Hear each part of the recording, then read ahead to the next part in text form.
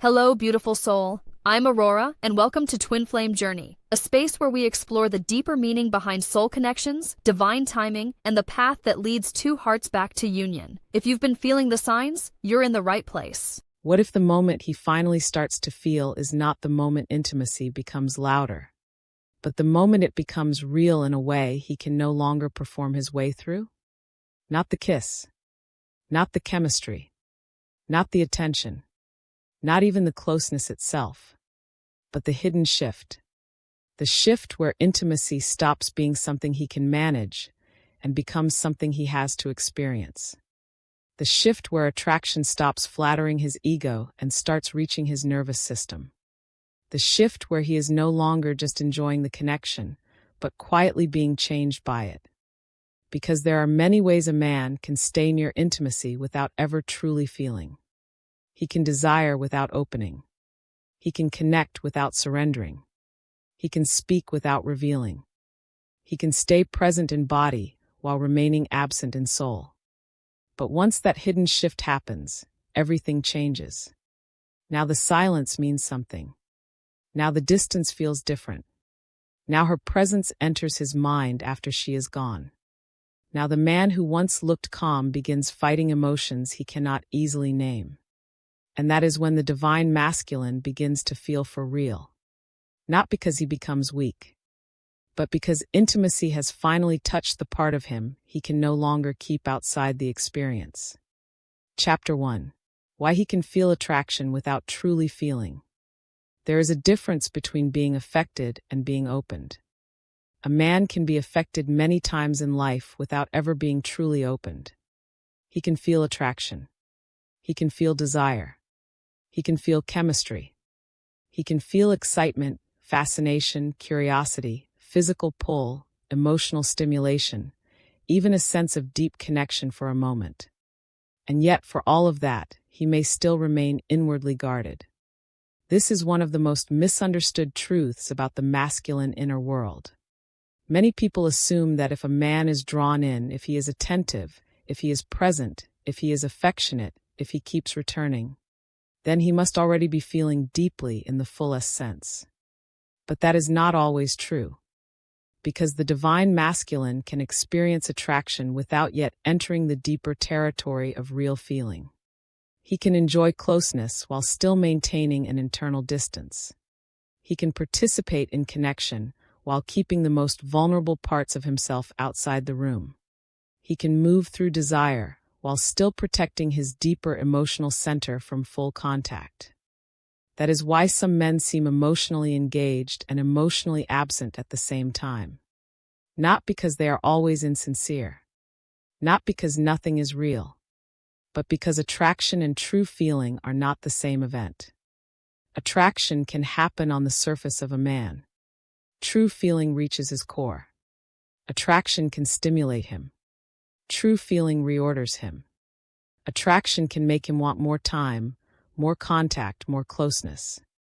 True feeling makes him confront what that closeness is actually doing to him. And many men spend years living mostly in the first category. Why? Because attraction is easier to survive. Attraction still allows room for control. It still allows room for image. It still allows room for play, pacing, distance, and emotional management. A man can feel pulled toward someone and still remain inside the version of himself that he knows how to protect.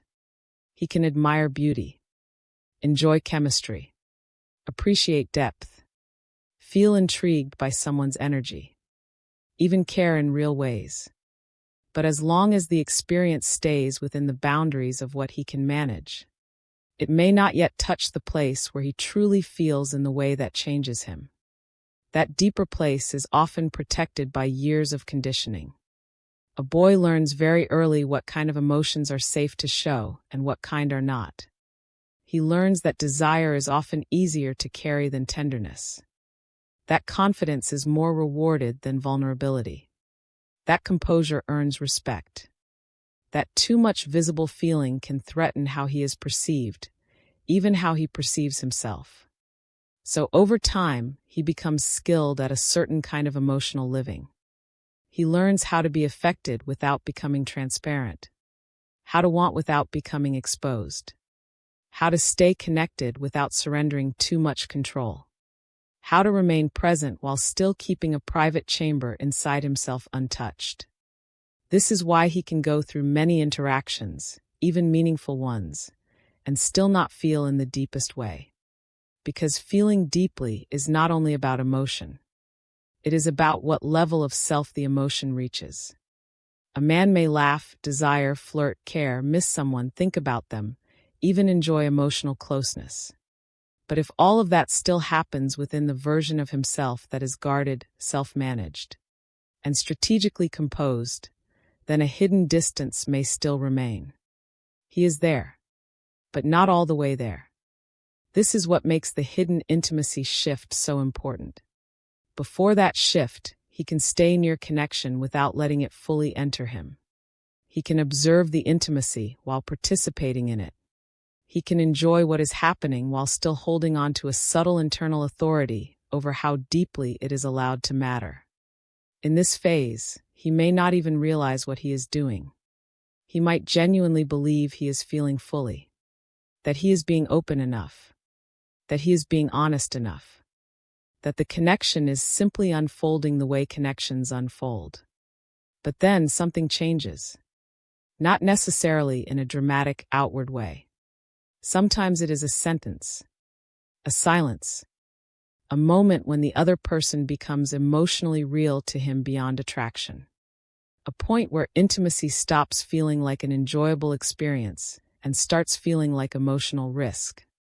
And when that threshold is crossed, he begins to discover that everything before it, though real, was still partially filtered through safety. That is the startling truth. Many men can feel attraction without truly feeling, because attraction does not always threaten the structure of self-protection.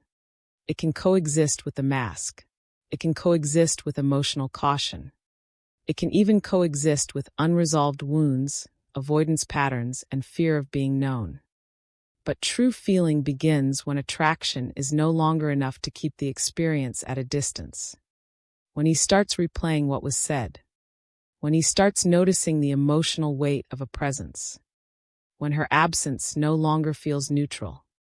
When the connection begins living inside him in ways he cannot neatly explain. When he realizes he is no longer simply enjoying closeness, but being inwardly moved by it. That is when the difference becomes impossible to ignore. Before this point, he could still tell himself many stories. This is just chemistry. I just like her energy. This is just one more strong connection. I am just interested. I am just curious. I am just taking my time. But once true feeling starts, those explanations begin to feel thin. Because now the mind gets involved differently. The body responds differently. The silence carries more meaning. The uncertainty starts costing more. The connection no longer sits in the category of attraction alone. It starts entering the deeper system. And that deeper system is where most men feel the greatest resistance. Not because they do not want intimacy. Because they do. But because true feeling asks more from them than attraction ever did. Attraction asks, "Do you want this?" True feeling asks, "Can you tell the truth about what this is doing to you?" Attraction asks, "Are you drawn in?" True feeling asks, "What part of you is being touched that you can no longer keep protected?" Attraction asks, "Do you enjoy the connection?" True feeling asks, "What happens when the connection begins mattering beyond your control?" This is where the divine masculine begins trembling internally, even if outwardly he still looks composed. Because now he is no longer just dealing with another person. He is dealing with the collapse of emotional distance as his primary form of safety. This is not easy for him. A man can live a long time inside the belief that he is emotionally available because he can talk, connect, pursue, or show affection. But real feeling exposes a more serious question.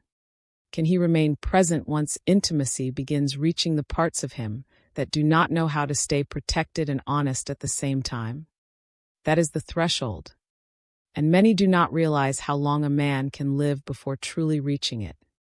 He may have loved in ways before, desired before, missed people before, been hurt before, been attached before. But there are still rare moments where a hidden shift occurs, and he feels the difference in his whole being. The connection no longer stays on the outer levels of attraction and emotional participation. It begins pressing against his inner identity, against how he sees himself, against the structures he uses to remain strong, controlled, and difficult to destabilize. That is why he can feel attraction many times without truly feeling in the deepest sense. Because deep feeling is not measured by whether emotion exists. It is measured by whether emotion has crossed the line into revelation. Revelation of what? Of his fear, of his tenderness, of his need to stay in control, of his deeper longing to be met, of the places where he is still emotionally unfinished, of the difference between the man he performs and the man he becomes when intimacy finally reaches him for real. This is where the hidden shift begins. It begins when attraction is no longer just enjoyable. It becomes exposing. When chemistry is no longer just exciting. It becomes significant. When closeness is no longer just pleasant. It becomes dangerous to the old self. And that danger is not because intimacy is bad. It is because the old self senses that something is now asking for surrender. Until that point, he can feel attraction and still remain mostly intact in the old way. Still keep the deeper self behind the wall. Still keep enough distance to preserve the identity he trusts. But after that point, he starts to feel differently. Now he is not just stimulated. He is stirred. Not just interested. Internally occupied. Not just drawn. Quietly undone. This is why some men look more conflicted when they begin feeling for real. It is not always because they are less serious. Sometimes it is because the experience has finally passed beyond the region where they know how to remain smooth, composed, and in control. True feeling destabilizes before it integrates. It makes him think about what he usually avoids. It makes small moments feel larger. It makes his usual defense systems less effective. It makes the person's presence carry weight after the moment is over. And all of this can begin before he fully understands what is happening. That is why this chapter matters so much. If you do not understand the difference between attraction and true feeling, you will misunderstand the masculine journey completely. You will think every strong reaction means depth, or every withdrawal means emptiness, or every moment of closeness means he is already fully there. But often, the real story is more subtle. A man can be near intimacy many times before one particular connection crosses the unseen threshold.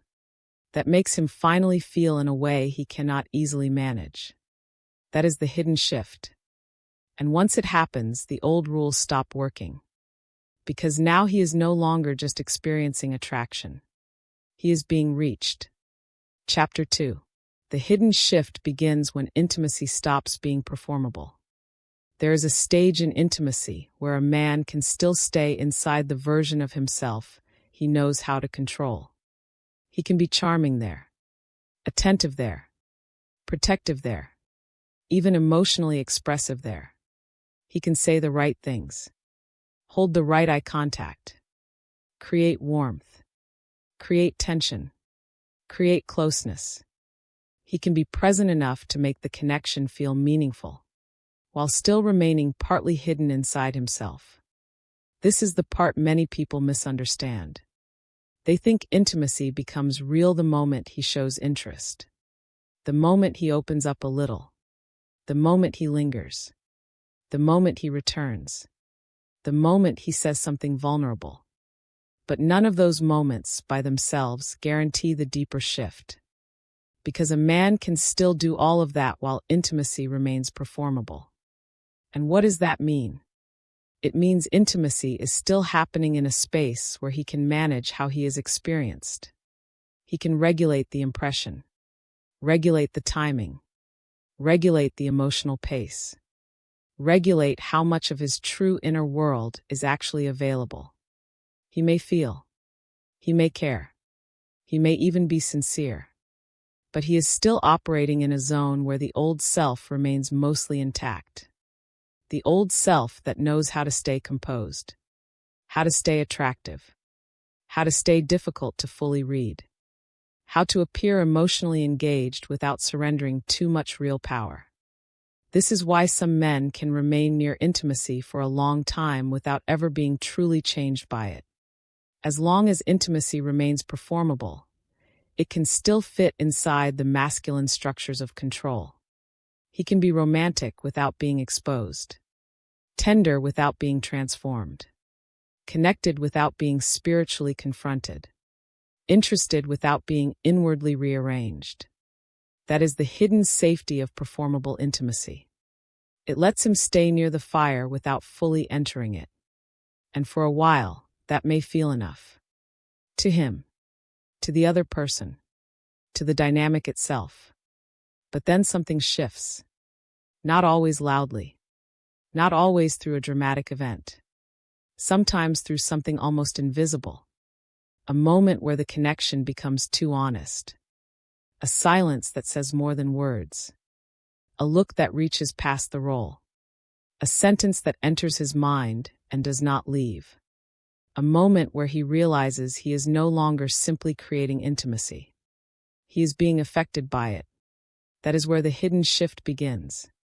The shift begins the moment intimacy stops being something he can perform and becomes something he must actually endure. This is a profound difference. Performance is active. He is shaping the experience. Real feeling is receptive. The experience is shaping him. Performance allows control. He stays one step ahead. Real intimacy removes some of that distance. Now he is inside it. Performance lets him remain the author of how much is happening. Real intimacy starts writing on him. And when that happens, the divine masculine mind begins to change. At first, not with clarity, with disruption. Because the old masculine self does not know what to do when intimacy stops responding to charm, composure, pacing, or emotional strategy. It knows how to navigate attraction. It knows how to keep depth near the surface. It knows how to remain compelling while still protecting the private chambers of the self. But when intimacy becomes unperformable, those strategies begin to lose their power. Now he cannot simply do intimacy. He has to feel it. And feeling it is much riskier. Because feeling means he is no longer only expressing something. He is receiving something. He is receiving impact. Receiving significance. Receiving the fact that this connection now lives inside him in ways he cannot organize as neatly as before. That is why a man often becomes quieter right here. Not because less is happening. Because more is. More thought. More emotional consequence. More inner awareness. More pressure from truths he can no longer keep behind performance. Before this shift, he may have been able to move through the connection with a kind of elegant control. He knew how to respond, how to create depth, how to remain magnetic, how to stay just open enough without letting the deeper self come fully into the room. Then the shift comes, and suddenly even small moments begin carrying disproportionate weight. A simple pause starts feeling loaded. A small absence begins to matter. A short conversation echoes in his mind. A change in energy is felt more deeply than he expected. Why? Because intimacy is no longer just happening between two people on the surface. It has crossed into his interior. Now the old mask cannot hold the experience the same way. And this is where many men start becoming mentally conflicted. Because if intimacy is no longer performable, then what remains? Truth. Truth about what he feels. Truth about what he fears. Truth about how much control he needs in order to feel safe. Truth about how little of himself he has actually let be known, even in moments that looked emotionally rich from the outside. This can be deeply unsettling. A man may have thought he was already being real. Then he discovers he was being skillful. Skillful at connection. Skillful at emotional pacing.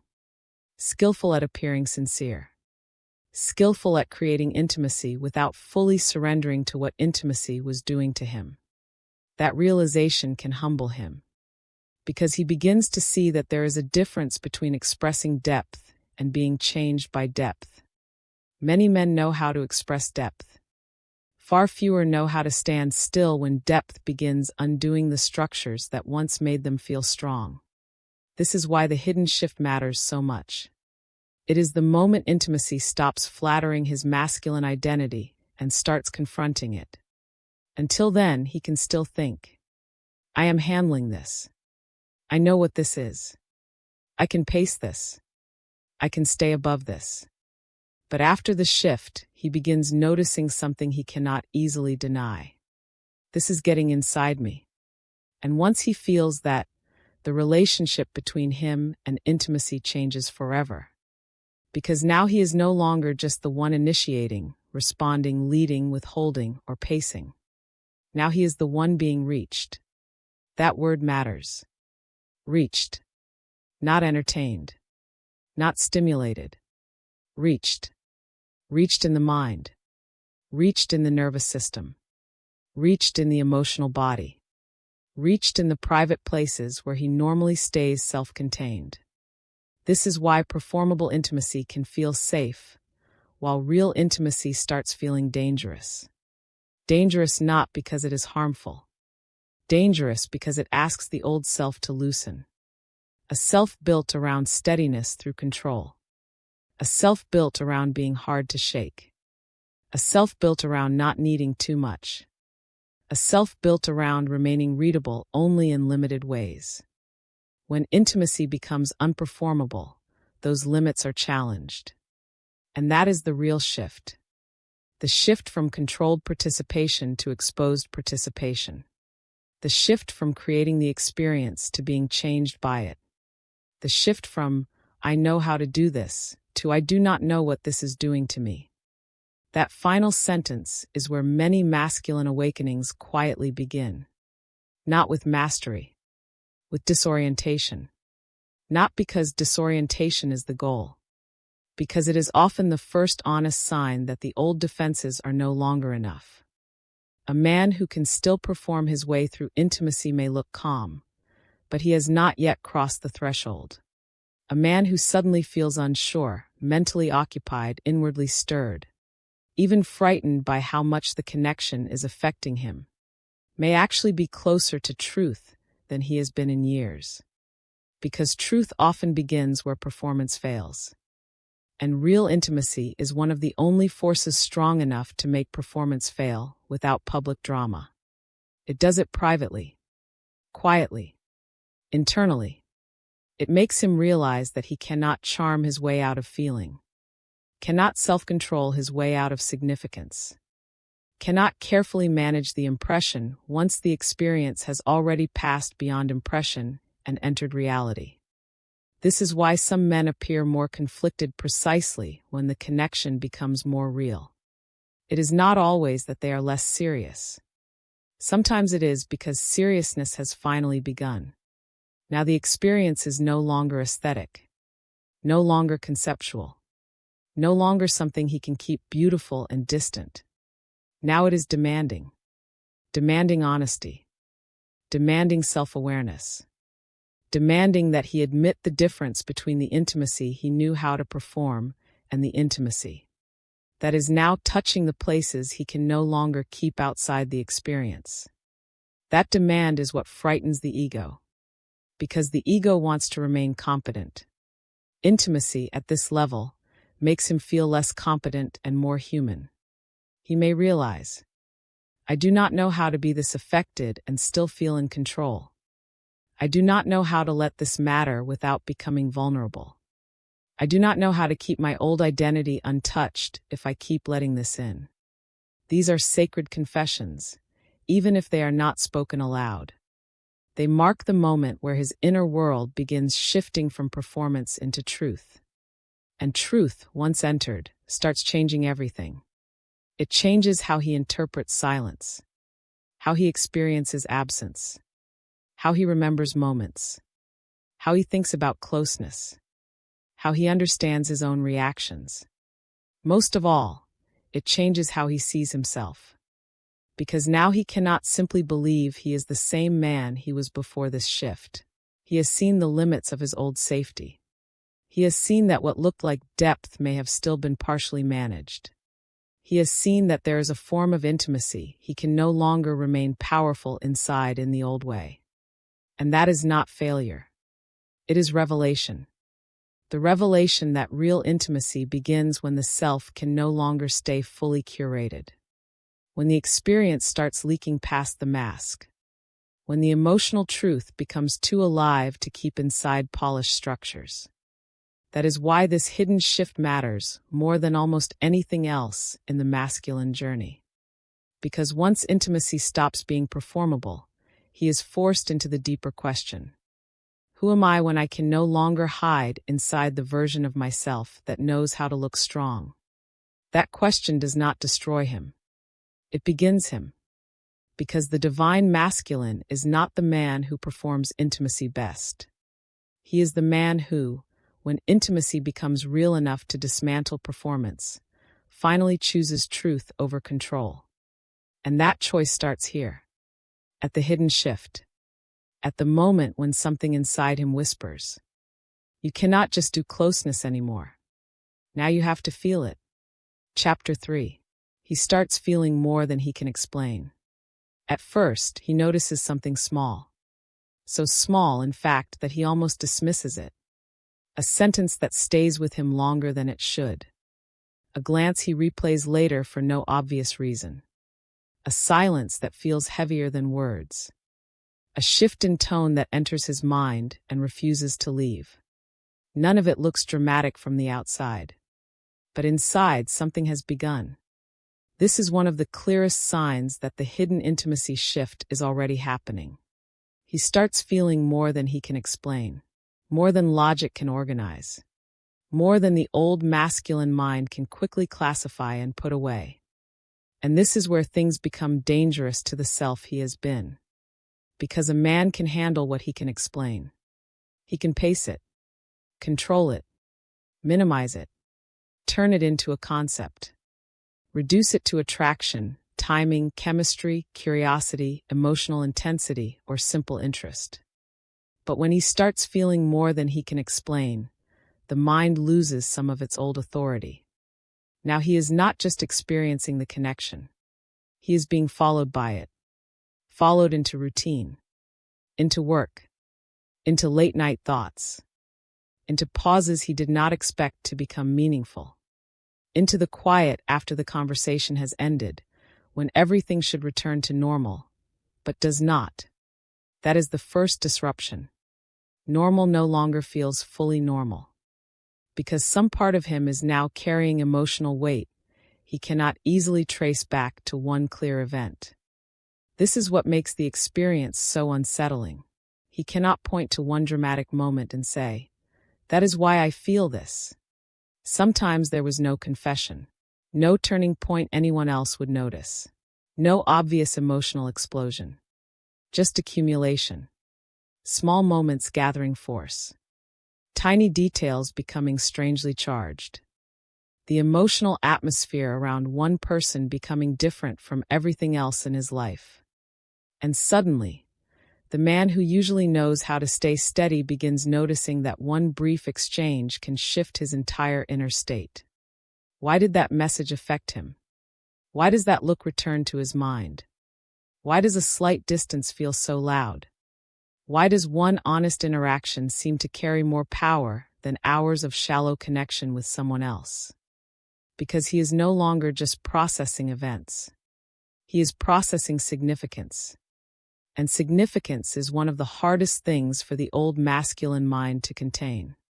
The old masculine prefers clean lines, clear reasons, definable meanings, manageable outcomes. Real intimacy often gives him none of that in the beginning. Instead, it gives him felt depth.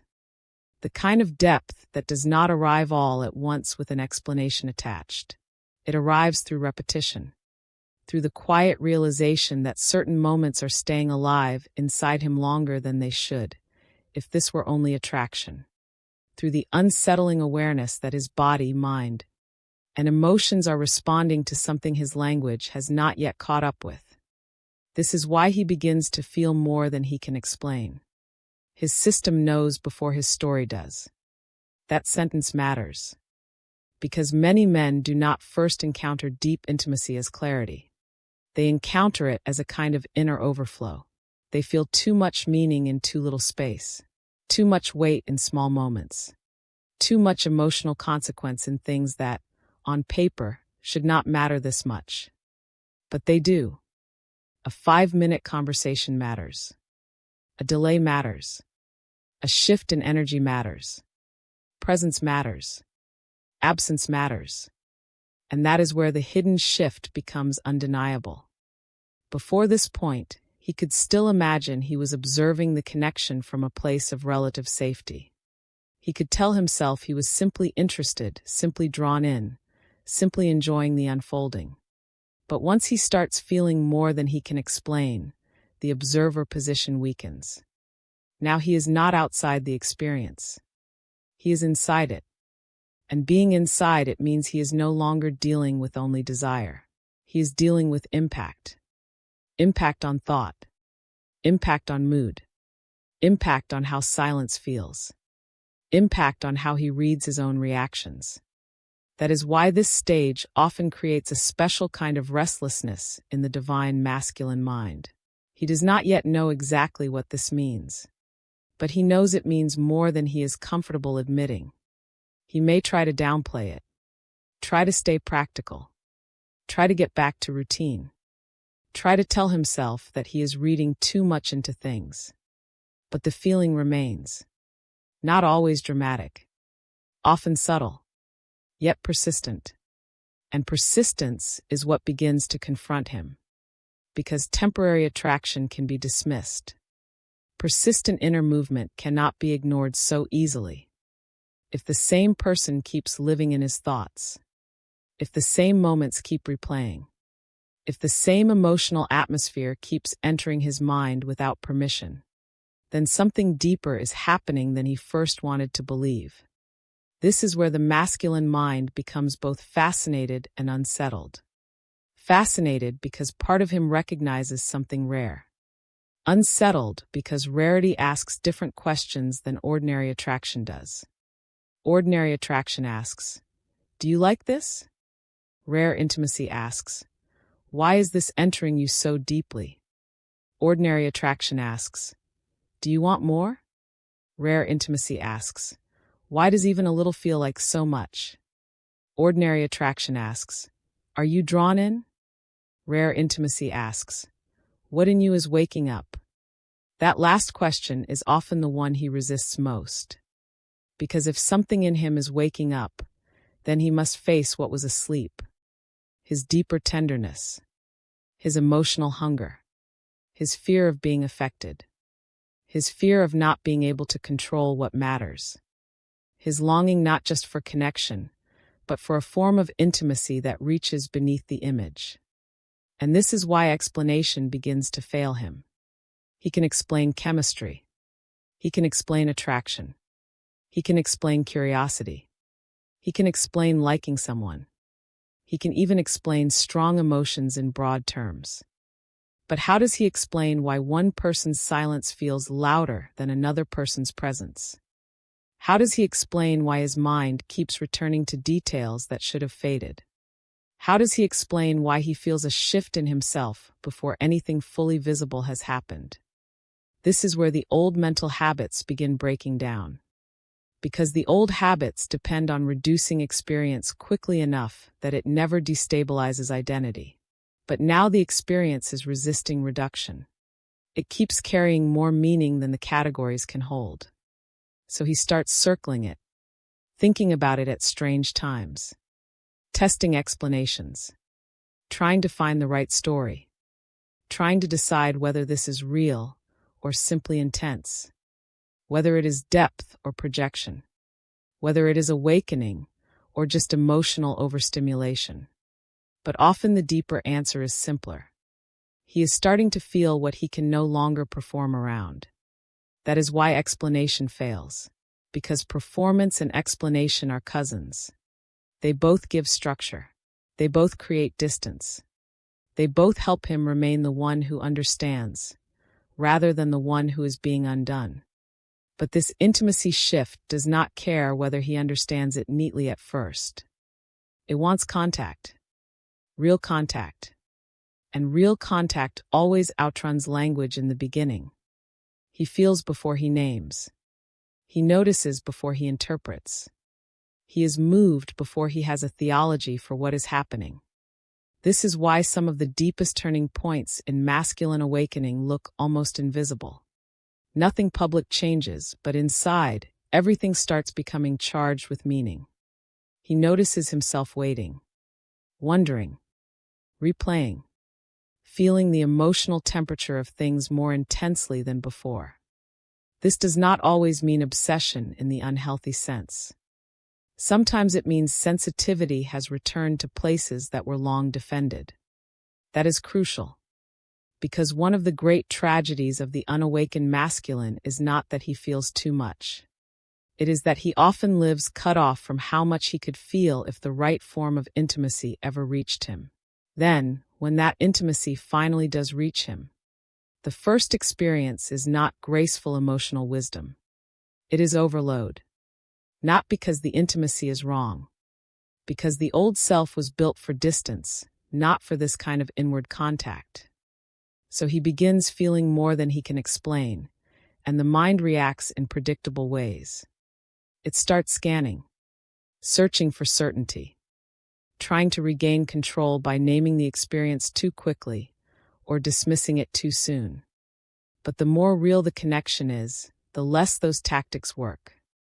Because the truth keeps surfacing in felt form. You care more than you said. You are more affected than you admit. This matters more than you want it to. Something in you is no longer untouched. That is the deeper revelation of this chapter. The hidden shift begins to show itself when his usual language becomes insufficient. He cannot explain why certain moments matter so much, because the explanation is not just in the event. It is in what the event touched.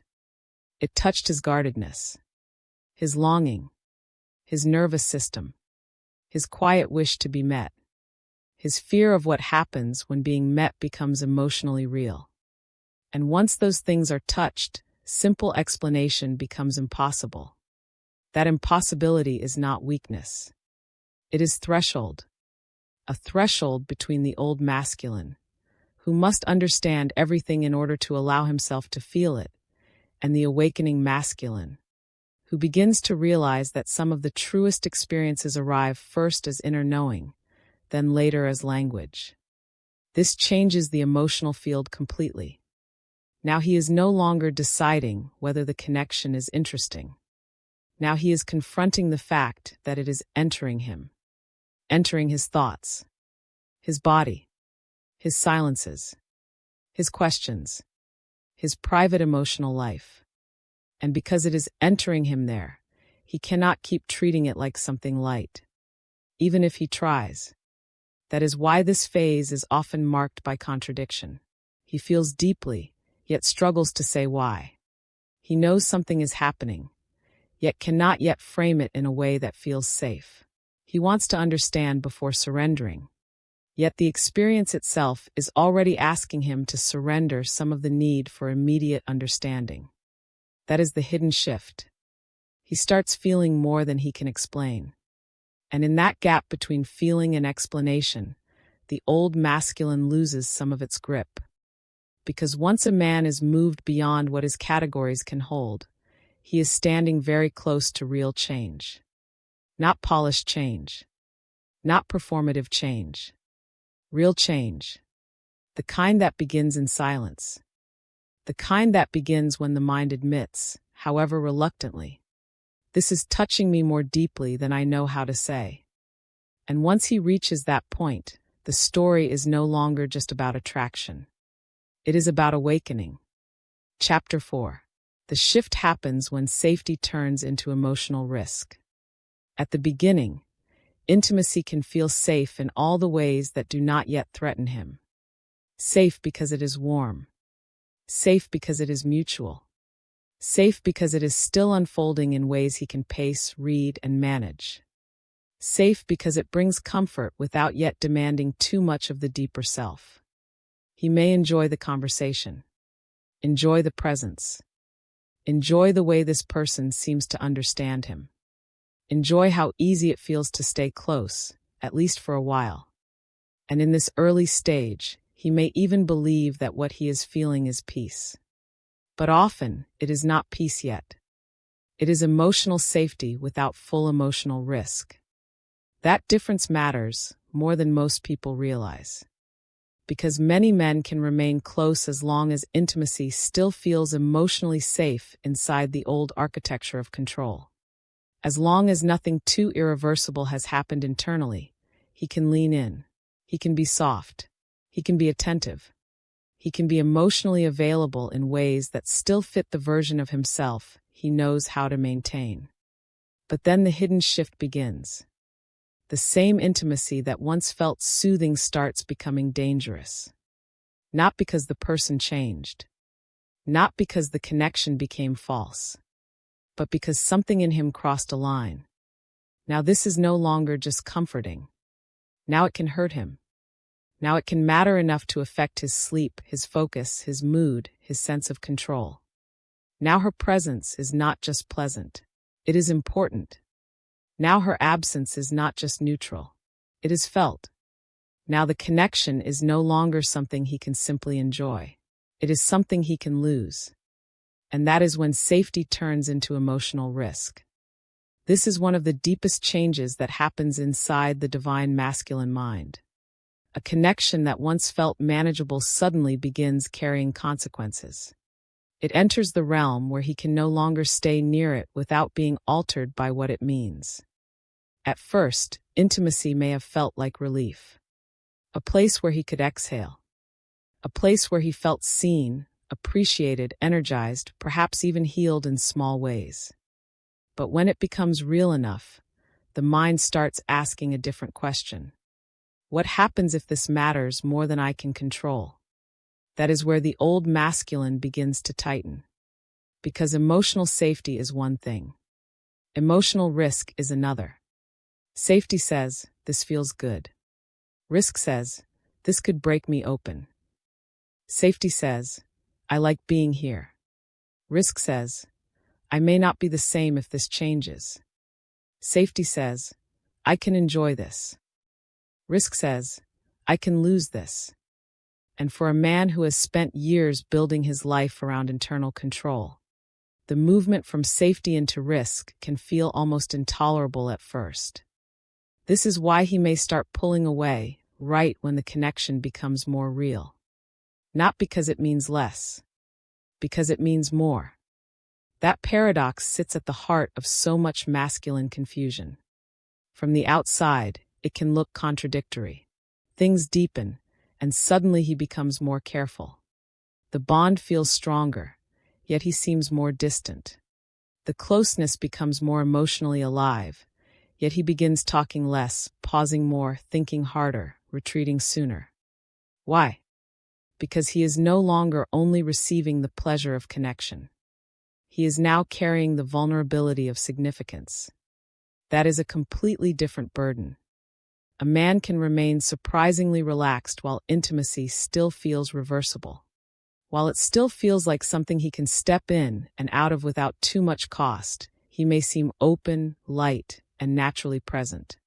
But once intimacy begins touching the places where loss, attachment, longing, and emotional consequence become possible, his nervous system changes.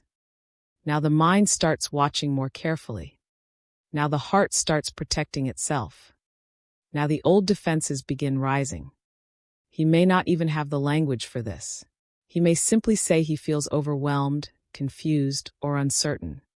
He may say he needs space, needs time, needs to understand what is happening. And sometimes that is sincere. But beneath that sincerity is often a deeper reality. The connection has become emotionally risky enough that he can no longer stay inside it casually. This is the threshold. The threshold where intimacy stops being an experience and becomes an exposure.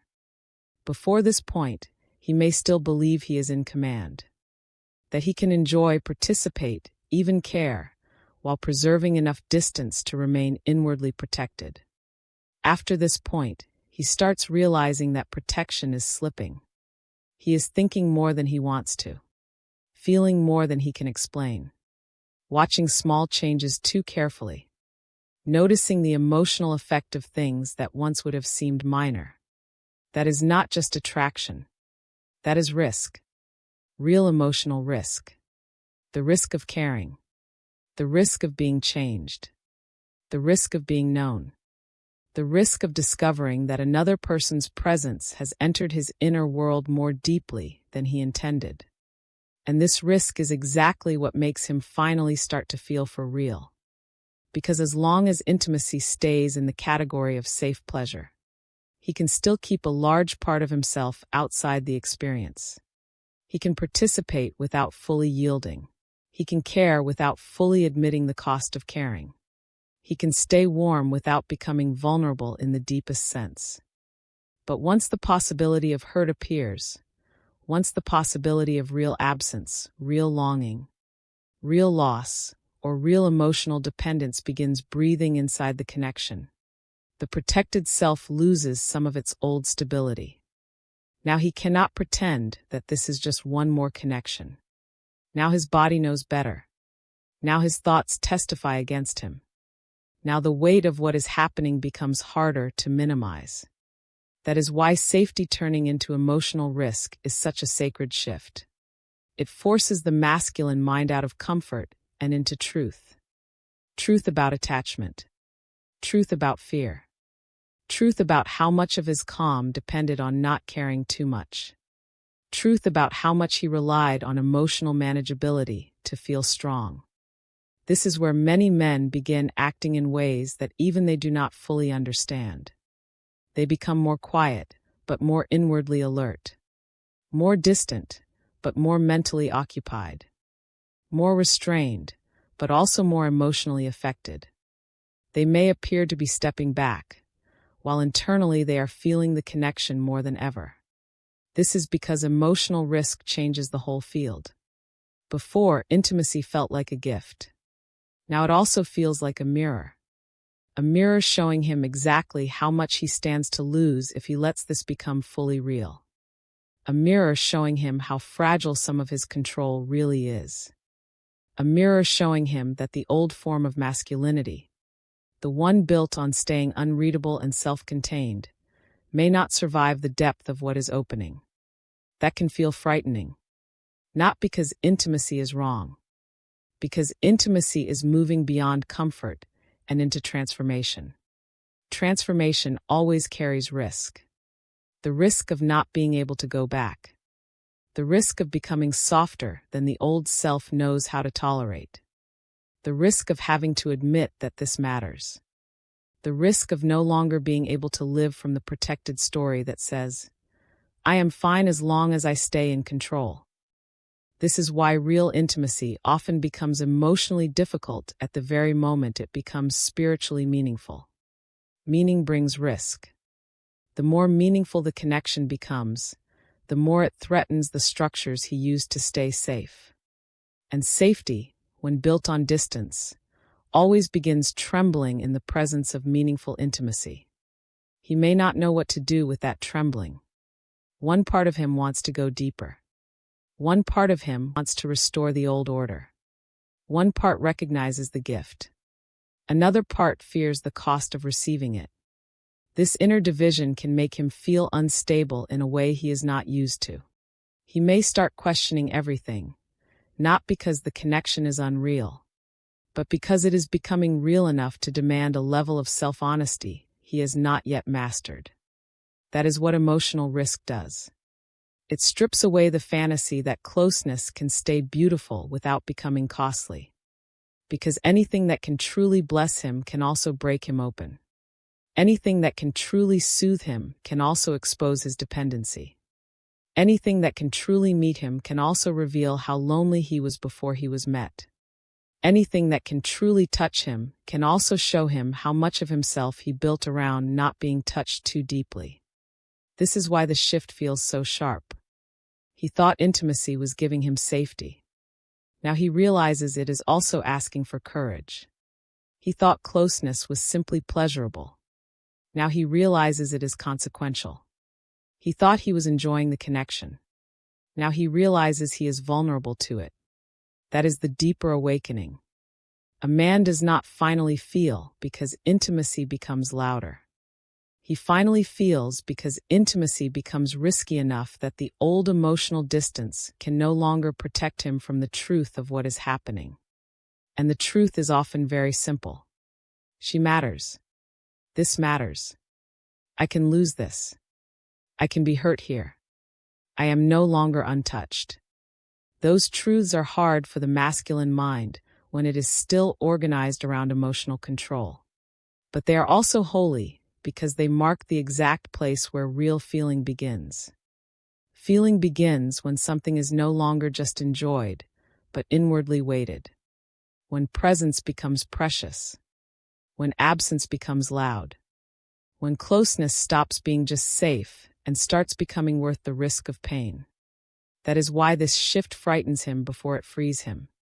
Because before it becomes liberation, it first feels like threat. A threat to the old certainty. A threat to the old safety. A threat to the old self that only knew how to remain strong by remaining partially unavailable.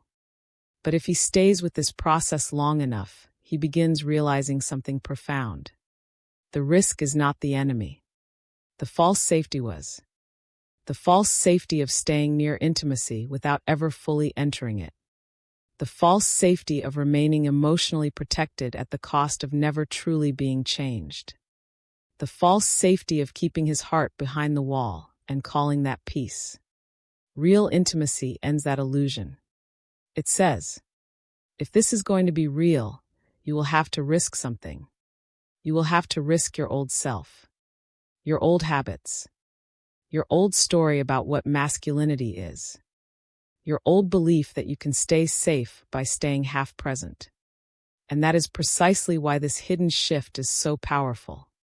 Because once safety turns into emotional risk, he has reached the point where the connection can no longer be lived through performance alone.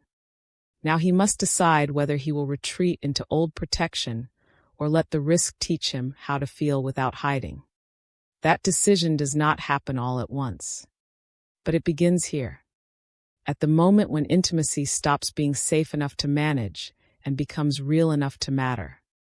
And that is when the man who once looked calm starts feeling more deeply than he can hide. Because the hidden shift has already happened. Now he is no longer just close. Now he is at risk of becoming real. Chapter 5. He realizes he is no longer just observing the connection. There is a subtle but life-changing difference between watching intimacy happen and being inside it. For a long time, many men live in the first state without even knowing it. They are present, but partly protected. Engaged, but still inwardly guarded.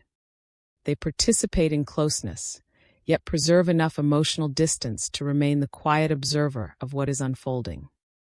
This can look very convincing from the outside. He listens.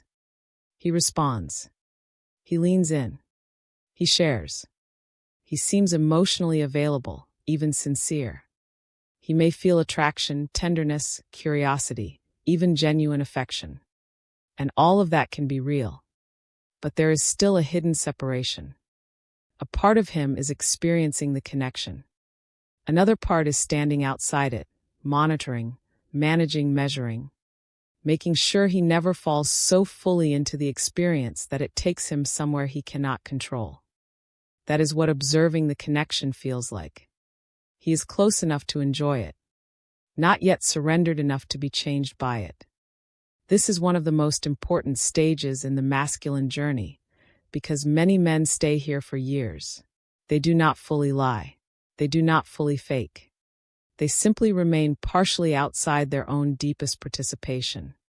They are in the room, but not all the way in the fire. Then the hidden intimacy shift begins. And suddenly, he is no longer merely observing. He is inside it. That is when everything changes. Because the observer still has distance. The participant does not. The observer can interpret the moment. The participant is being interpreted by it. The observer can enjoy the feeling. The participant is being moved by the feeling. The observer still has a degree of emotional leverage. The participant has begun to lose the privilege of standing above the experience. This is why the divine masculine mind often becomes so unsettled at this stage. He starts realizing that what once felt like something he could witness with measured control is now something living through him. Now the connection is not just something he notices. It is something that notices him back. His thoughts are shaped by it. His silences are shaped by it. His sense of presence and absence is shaped by it.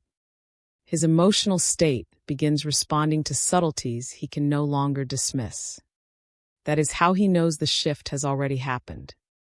He is no longer analyzing intimacy from a safe distance. He is being touched by it in real time. This is deeply confronting because observing preserves identity.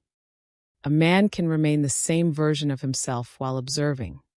He can keep his structure, keep his image, keep his emotional autonomy in the way he has always understood it.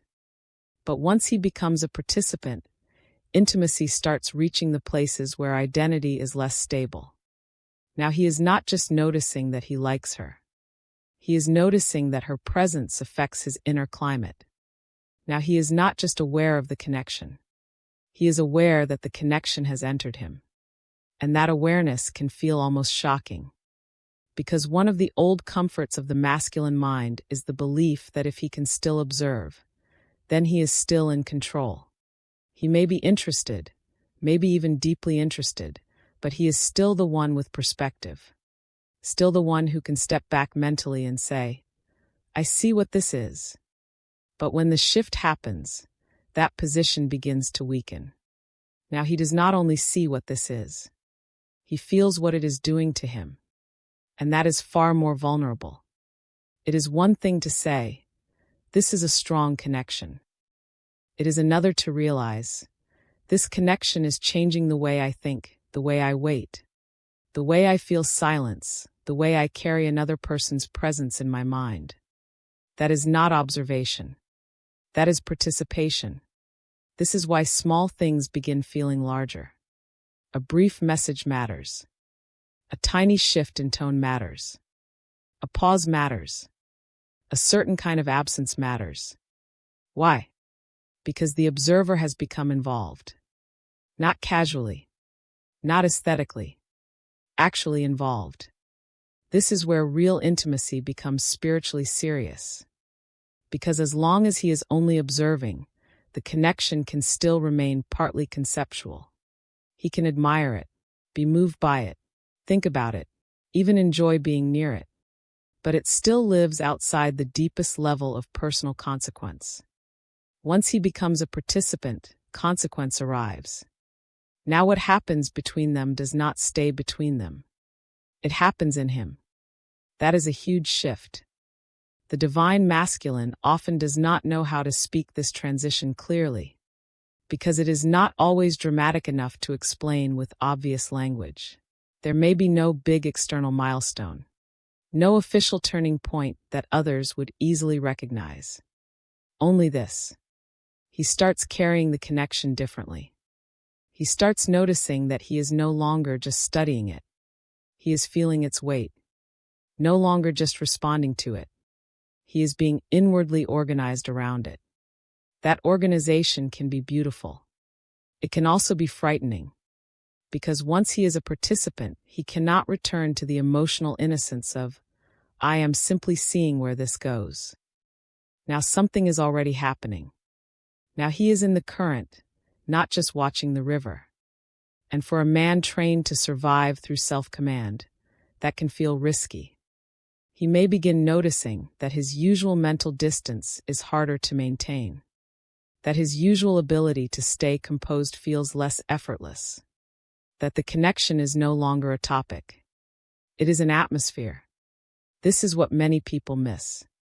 When a man becomes a participant in real intimacy, it no longer behaves like an event with clear edges. It becomes a field that follows him, into his routine, into his work, into his private thoughts, into the emotional background of the day. He starts sensing her presence even in her absence, sensing the meaning of what was not said, feeling the quiet pull of something that no longer belongs only to the moments they share. This is when the old self begins struggling, because the old self was built for distance, built for observation, built for being close enough to enjoy, but not close enough to be transformed. Now that structure is under pressure. The mind starts asking, why does this feel different? Why am I carrying this so personally? Why am I no longer just thinking about the connection, but thinking from within it? Why does this feel less like attraction and more like involvement? These are the early signs that he has crossed the invisible line. The line between relating to intimacy as an experience and relating to intimacy as a reality he now inhabits. That line matters because a man can still perform very well while observing. He can appear deep, tender, emotionally present. But once he becomes a participant, performance starts failing. Why?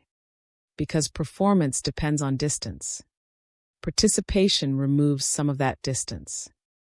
He cannot keep curating the experience as cleanly when the experience is already affecting him from the inside. He cannot remain solely the one managing the energy when he himself has become part of what is at stake. Now he is not only navigating the dynamic, he is vulnerable to it. That is why this stage often produces contradiction. He may feel the urge to move closer and step back at the same time. He may become more quiet because more is happening internally, not less. He may seem more careful precisely because he is no longer standing outside the connection with the same emotional freedom. This is the paradox. The more real his participation becomes, the less easy his calm may look at first. Because now he has something to lose, something to reveal, something to confront. This is where the hidden shift begins exposing the soul. A man who is merely observing can still preserve the fantasy that he is mostly unaffected. A man who has become a participant cannot sustain that illusion as easily. Now he feels the emotional weather. Now he notices when the room changes. Now he understands that the bond is no longer abstract. He has entered it. And entering it means he now has to face the deeper question. Who am I inside real intimacy, when I can no longer stay slightly removed? That question is much harder than do I like her? Much harder than, is this connection strong? Much harder than, do I want more? Because now the issue is identity. Am I still the man I thought I was when I am no longer above the experience? Am I still as detached, as steady, as self-contained as I believed? What does it mean that her presence now shapes my inner world in ways I cannot reduce to simple attraction? These are questions the observing self never has to answer fully. The participating self does. And that is why this stage is both beautiful and terrifying. Beautiful, because finally he is feeling something real enough to bring him out of performance. Terrifying, because he now has to live with the emotional truth that he is no longer standing outside the fire. He is in it. This is often the beginning of true masculine feeling. Not just surface emotion, not just enjoyable closeness, but real emotional participation. The kind where he cannot keep pretending he is merely curious. The kind where he can no longer treat the connection like an interesting possibility. The kind where he begins to understand that whether he admits it or not, he is already involved. And involvement changes everything. It changes how he hears words, how he reads silence, how he interprets time, how he experiences absence, how much he notices, how deeply he is moved by things he once would have brushed past. This is why the transition from observer to participant is one of the most sacred moments in the whole intimacy journey. Because once it happens, the old masculine can no longer rely entirely on detachment as identity. Now he has to reckon with tenderness, with meaning, with the fact that he is no longer just watching love's possibility from a place of controlled curiosity. He is feeling the stakes from within. This is where the divine masculine begins to awaken in a new way. Not because he suddenly has all the answers, but because the emotional distance that once protected him is no longer intact enough to keep him untouched. And what does that reveal? That he was never only observing. He was waiting for something real enough to finally make the observing impossible. That is what this hidden shift does. It takes a man who is still standing at the edge of the connection, measuring it, reading it, managing it, and brings him across an invisible line. A line where he can no longer say, truthfully, I am just seeing what this is. Because now he knows. He is in it. And once he is in it, everything he thought he knew about control, feeling, and masculine distance begins to change. Chapter 6. His mind stops protecting him the same way. For a long time, the masculine mind knows how to protect itself without calling it protection. It calls it logic, timing, standards, calm, discipline, focus, space, clarity. And sometimes those things are real. But sometimes they are also the architecture of emotional defense. A man may not realize how much of his inner world has been organized around staying untouched. Not untouched physically, not even untouched relationally, but untouched in the deeper places where intimacy could change the way he sees himself. That is what the mind has been protecting. Not only peace, identity. The identity of the man who stays composed. The man who does not need too much. The man who can feel without losing center. The man who can care without becoming transparent. The man who can stay near intimacy without letting intimacy reach the rooms that would force him to become more honest. This is why the hidden shift becomes so powerful at this stage. Because once intimacy turns real enough, the mind stops protecting him the same way. The old mental systems still try, of course. They do not vanish overnight. He may still analyze, still slow down, still become careful with words, still reach for distance when things get too close to the truth. But something has changed. Those protections no longer work with the same clean efficiency. The silence does not restore him the way it used to. The logic does not explain enough. The distance does not remove the feeling. The old calm begins to feel thinner. And that is terrifying to the part of him that once trusted the mind to keep the heart in order. Because now the mind itself has been breached. Not destroyed. Reached. There is a major difference. Before this point, he could rely on a kind of inner filtration system. He could decide what mattered and what did not. He could categorize a connection, pace his investment, flatten intensity into something easier to carry. He could observe his own reactions, and then place them inside familiar language before they ever became too destabilizing. But now, something has entered before it was filtered. Now her presence gets in before analysis does. Now the emotional meaning lands before the logic catches up. Now he feels first and thinks after, and even his thinking no longer feels fully neutral. This is when the divine masculine begins to understand something he may have avoided for years. The mind was never only protecting truth. It was protecting him from truth. That realization changes everything.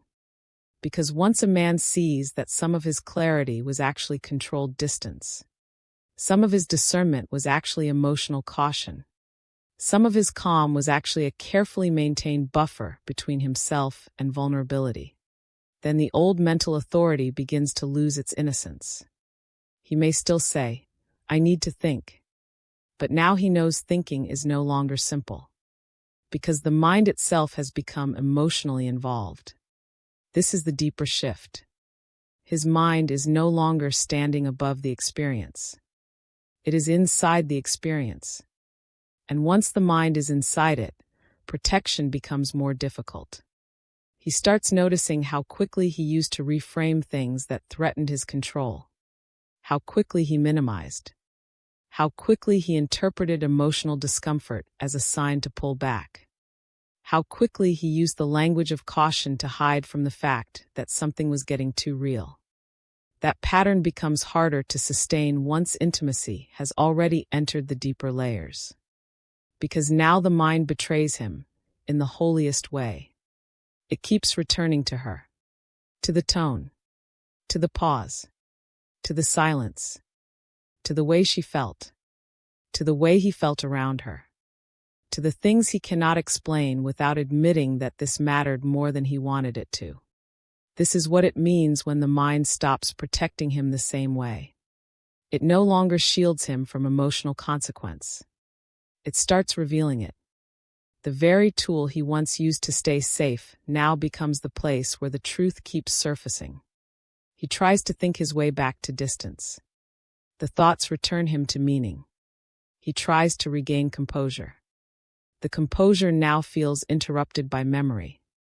He tries to restore the old narrative. The old narrative no longer fits the inner evidence. That inner evidence is powerful. It says, "You are more affected than you admit. You are not thinking about this because it is small. You are not replaying this because it is casual. You are not unsettled because nothing happened. You are unsettled because something real has bypassed your old system." This is why many men begin looking more mentally conflicted right here. Not because they are less serious. Because their seriousness is finally becoming undeniable. Before, the mind could keep intimacy at the level of concept.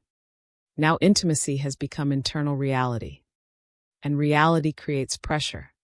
Pressure to stop pretending. Pressure to stop flattening emotion into manageable language. Pressure to stop hiding behind mental sophistication when what is actually happening is much more human. He is being touched. He is being moved. He is being changed. Those sentences are simple. But for the old masculine mind, they can feel almost unbearable. Because the old mind prefers to be the interpreter, not the one being interpreted. The organizer, not the one being reorganized. The one who contains, not the one who is being opened. Yet real intimacy turns all of that upside down. Now the mind begins serving revelation instead of protection. It reveals where he is still afraid, where he still reaches for distance too quickly, where he still uses thought to outrun tenderness, where he still trusts control more than congruence. That is why this phase can feel so mentally loud. He may become hyper-aware, hyper-reflective, sensitive to things he would once have ignored. Not because he is suddenly unstable, but because the old mental numbness has weakened. The filters are thinner now. Presence lands harder. Absence lands harder. Meaning lands harder. And with the filters weakened, he can no longer avoid a truth that was once easy to postpone. He cares. Not abstractly. Not aesthetically. Not performatively. Actually. And once the mind starts admitting that, even in fragments, it cannot protect him in the old way anymore. Because protecting him would now require lying more aggressively than the soul is willing to tolerate. That is the key. The soul is less willing now. Less willing to let him call this casual. Less willing to let him say, "I'm fine," when his mind keeps circling the same unresolved meaning. Less willing to let him equate emotional distance with wisdom. Less willing to let him hide behind polished masculine language, while something very real is happening underneath it. This is the hidden grace of the shift. The mind starts failing at self-deception. Not all at once, but enough. Enough that the old scripts feel hollow. Enough that retreat no longer feels fully clean. Enough that silence begins to expose rather than protect. Enough that he starts recognizing when his so-called clarity is really fear asking to be respected. That recognition is painful, but it is also sacred. Because once the mind stops protecting him from emotional truth, he becomes capable of a deeper form of inner honesty. Now he can start asking better questions. Not, how do I get back to feeling in control? But, why does control matter so much to me here? Not, how do I make this smaller? But, why am I threatened by how large this has become inside me? Not, how do I return to who I was before this? But, was who I was before this really whole? These are transformational questions, because they move him from reaction into self-knowledge. And self-knowledge is the beginning of real masculine strength. Not the old strength of staying unreadable. The new strength of becoming truthful enough that unreadability is no longer his most trusted shelter. This does not mean he suddenly becomes emotionally effortless. Far from it. He may still hesitate, still retreat sometimes, still feel the pull of old habits, still long for the cleaner edges of the old mind, the version of himself that did not have to live with so much emotional consequence. But something irreversible has begun. He has seen the limits of mental control, seen the cracks in the old architecture, seen that the mind, when touched by real intimacy, cannot always remain the bodyguard of the false self. It starts becoming something else. A witness, a mirror, a messenger. It begins carrying truths he did not want to hear. That the connection mattered. That the old defenses are weakening. That his inner life is asking for a new kind of order. That he cannot become the man he is meant to be while still depending on the same mind that kept him protected from feeling. That is the deeper meaning of this chapter. The mind stops protecting him the same way because protection is no longer the highest good. Truth is. And truth, once intimacy has made itself known deeply enough, will not let the old mental habits govern forever without challenge. It presses, returns, repeats, asks, stays, until he either numbs himself harder than before, or begins the slower and holier work of living with less defense and more honesty. That is the crossroads. The old masculine says, strength is keeping yourself hidden. The awakening masculine begins to realize, strength may actually be allowing yourself to know what has reached you, and refusing to reduce it simply because it makes you vulnerable.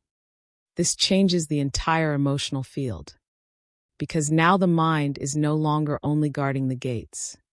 It is starting to open them, not recklessly, not all at once, but enough that he can no longer convincingly pretend that nothing inside him has shifted.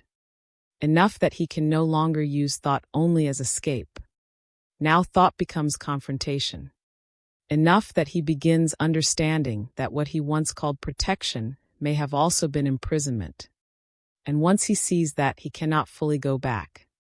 He can delay, resist, wobble, retreat for a time. But the old protection has been exposed. It no longer feels purely noble. Now it feels costly. Costly to intimacy. Costly to truth. Costly to the deeper self that is trying to emerge. This is what real intimacy does. It weakens the old mental shield just enough for the heart to begin speaking louder than the defended identity is comfortable with. And when that happens, the man who once trusted his mind to keep him safe must learn a new form of safety. Not safety through distance. Safety through inner congruence. Not safety through unreadability. Safety through becoming real enough that he no longer needs to hide from what he feels. That is when the shift becomes irreversible. because his mind no longer protects him the same way. Now slowly it begins helping him wake. Chapter 7. He begins feeling the weight of presence and absence. There is a point in intimacy where a person's presence stops being pleasant and starts becoming powerful. Before that point, he may enjoy her, look forward to her, feel drawn toward her, appreciate the emotional atmosphere around her. Notice the chemistry, the warmth, the ease, the spark. But he can still carry all of that in a relatively manageable way. Then the hidden shift deepens, and suddenly presence has weight. Now her nearness does not simply make the moment better. It changes his inner world. Now her absence does not simply create space. It creates sound. This is one of the clearest signs that he is finally feeling for real. He begins experiencing the weight of presence and absence in ways he cannot dismiss as ordinary attraction. A room feels different when she is there. A day feels different when she is not. A silence becomes charged. A delay becomes louder than it should. A lack of contact begins pressing on places in him he used to keep untouched. And this is where many men start realizing, whether they admit it or not, that the connection has moved far beyond the level of something casual. Because casual attraction does not usually rearrange the atmosphere of a man's mind. Real intimacy does. That is why presence becomes weighty. Not in a burdensome way at first. In a meaningful way. Her presence steadies him, or stirs him, or unsettles him, or softens him. Sometimes all at once. He starts noticing that the simple fact of her being there affects the temperature of his thoughts. He listens differently. He breathes differently. He becomes aware of himself differently. Things inside him that usually stay quiet begin responding. This is what happens when presence stops being external and becomes internal. He is no longer only noticing her. He is receiving her. And once he is receiving her, absence changes too. Because absence is only loud when presence has already become significant. That is the painful beauty of this stage. At first, a gap in communication might have once meant very little. A quiet day was just a quiet day. A missed moment was just a missed moment.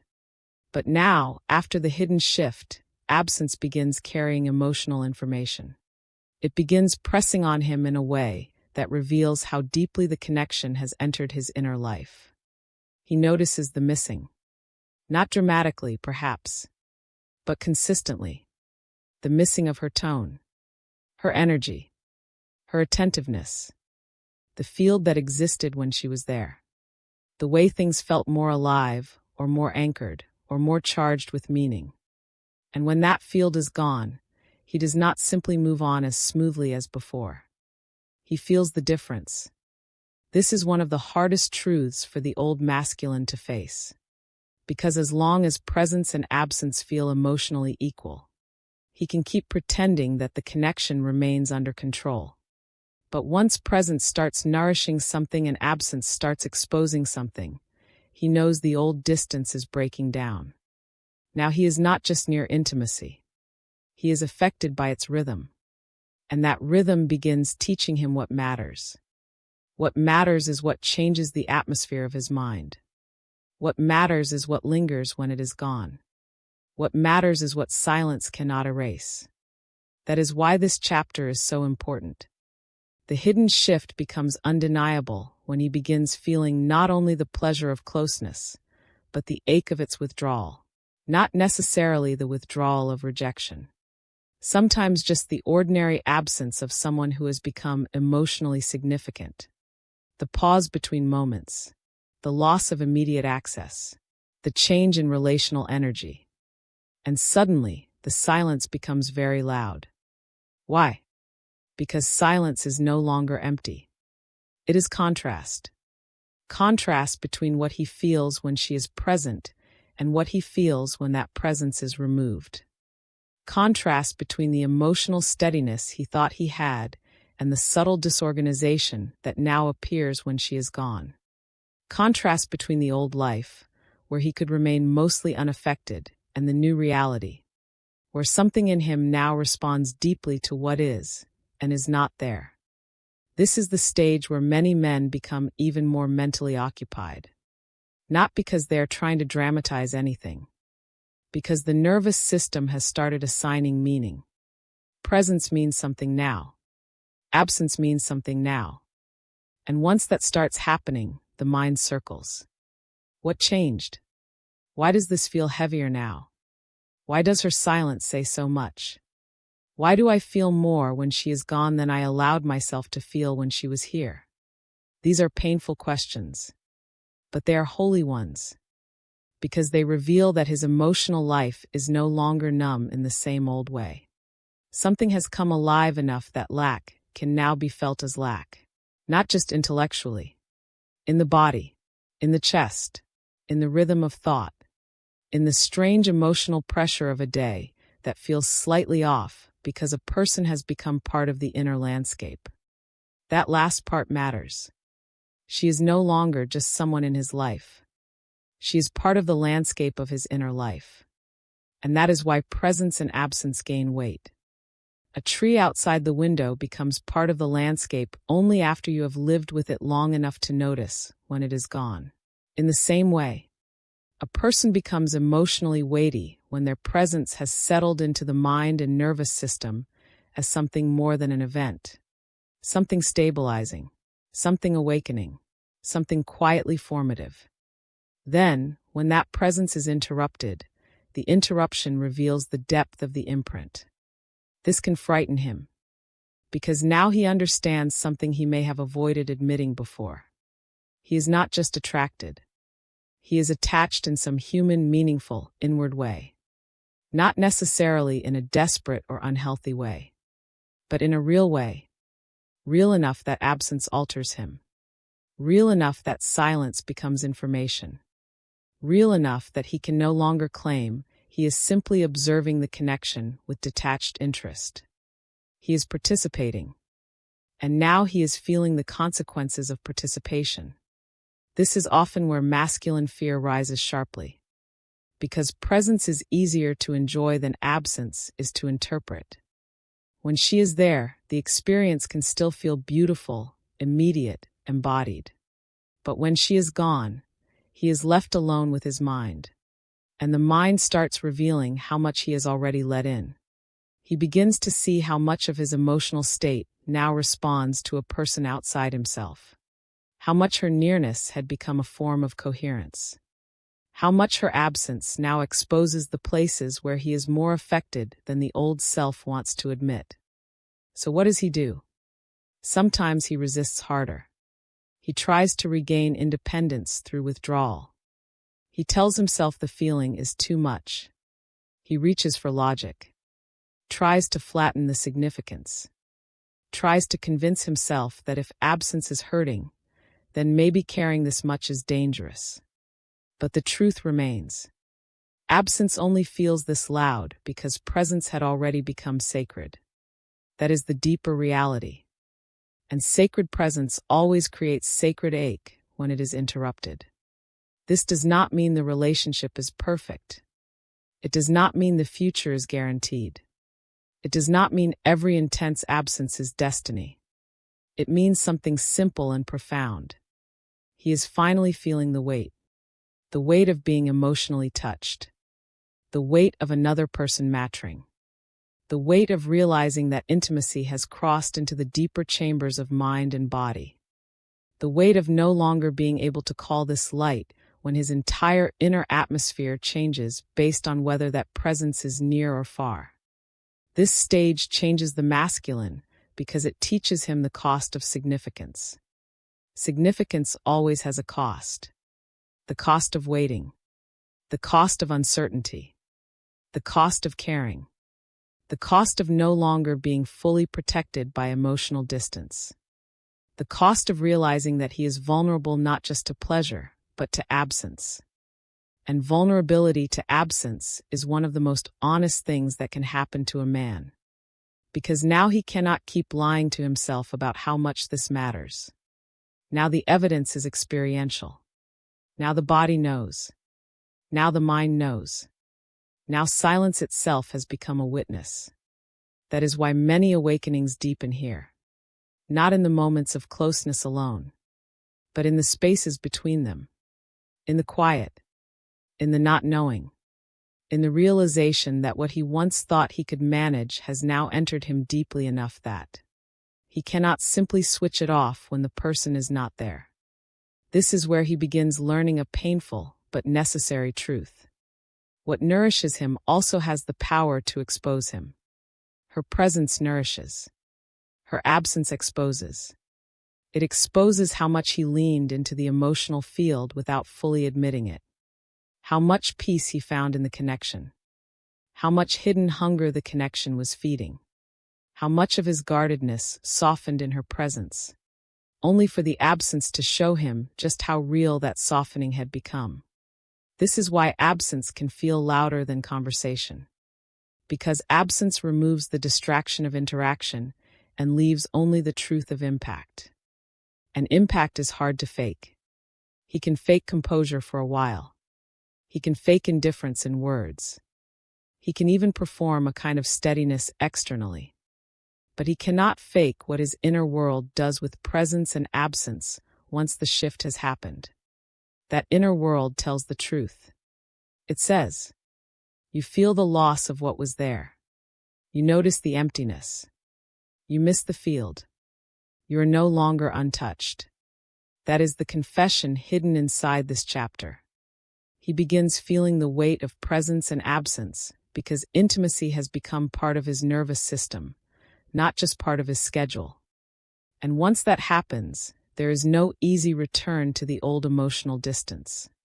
He may still try, but the old distance is no longer innocent. Now it feels like deprivation. Now it feels like the deliberate removal of something meaningful. Now it feels like silence over truth. This is where many men begin to wake more deeply, because the contrast becomes too sharp to ignore. When she is there, something in him opens. When she is gone, something in him calls out. And now he must ask, what am I going to do with the fact that presence changes me and absence reveals me? That is not a casual question. It is a spiritual one. Because now he stands between two possibilities. He can keep trying to harden himself against the weight, or he can let the weight teach him what matters enough to change him. That is the invitation. Not to become dependent. Not to lose center. But to stop pretending that real intimacy should leave him untouched if it is genuine. Real intimacy leaves a mark. That mark is often felt most clearly in absence. And the man who is honest enough to let absence teach him about presence begins to grow into a new kind of masculinity. A masculinity that does not worship numbness. A masculinity that can admit, without shame, that some people change the emotional weather inside him, and that this is not weakness. It is proof that he has finally begun to feel. That is why the silence becomes loud. That is why absence becomes weighty. That is why this chapter matters so much. Because by the time a man begins feeling the weight of presence and absence, the hidden shift is no longer hidden from him. Now he knows. Something in him has changed. And it is no longer going back to sleep so easily. Chapter 8. Why this shift frightens him before it frees him. There is a reason this hidden intimacy shift does not feel like freedom at first. Even when it is holy. Even when it is leading him toward truth. Even when it is the beginning of the deepest emotional awakening he may have ever known. At first, it feels like danger. Not because love is dangerous in its essence. Not because intimacy is a trap. Not because feeling deeply is wrong. But because the shift threatens the structures that once kept him psychologically intact. That is why this stage frightens him before it frees him. The old masculine mind does not immediately recognize awakening as blessing. It often recognizes it as loss. The loss of distance. The loss of control. The loss of emotional certainty. The loss of the clean separation between what he feels and what he allows himself to admit. the loss of the identity that depended on staying just far enough away from intimacy that he could always preserve the illusion of strength. That is what makes this chapter so important. Because many people misread masculine fear. They think if he becomes frightened by intimacy, then the intimacy must be wrong. Or if he begins pulling back, overthinking, or growing quiet, then the feeling must not be real enough. But often, fear appears precisely because the feeling is becoming real enough to threaten the old architecture. The architecture of self-protection. The architecture of control. The architecture of emotional editing.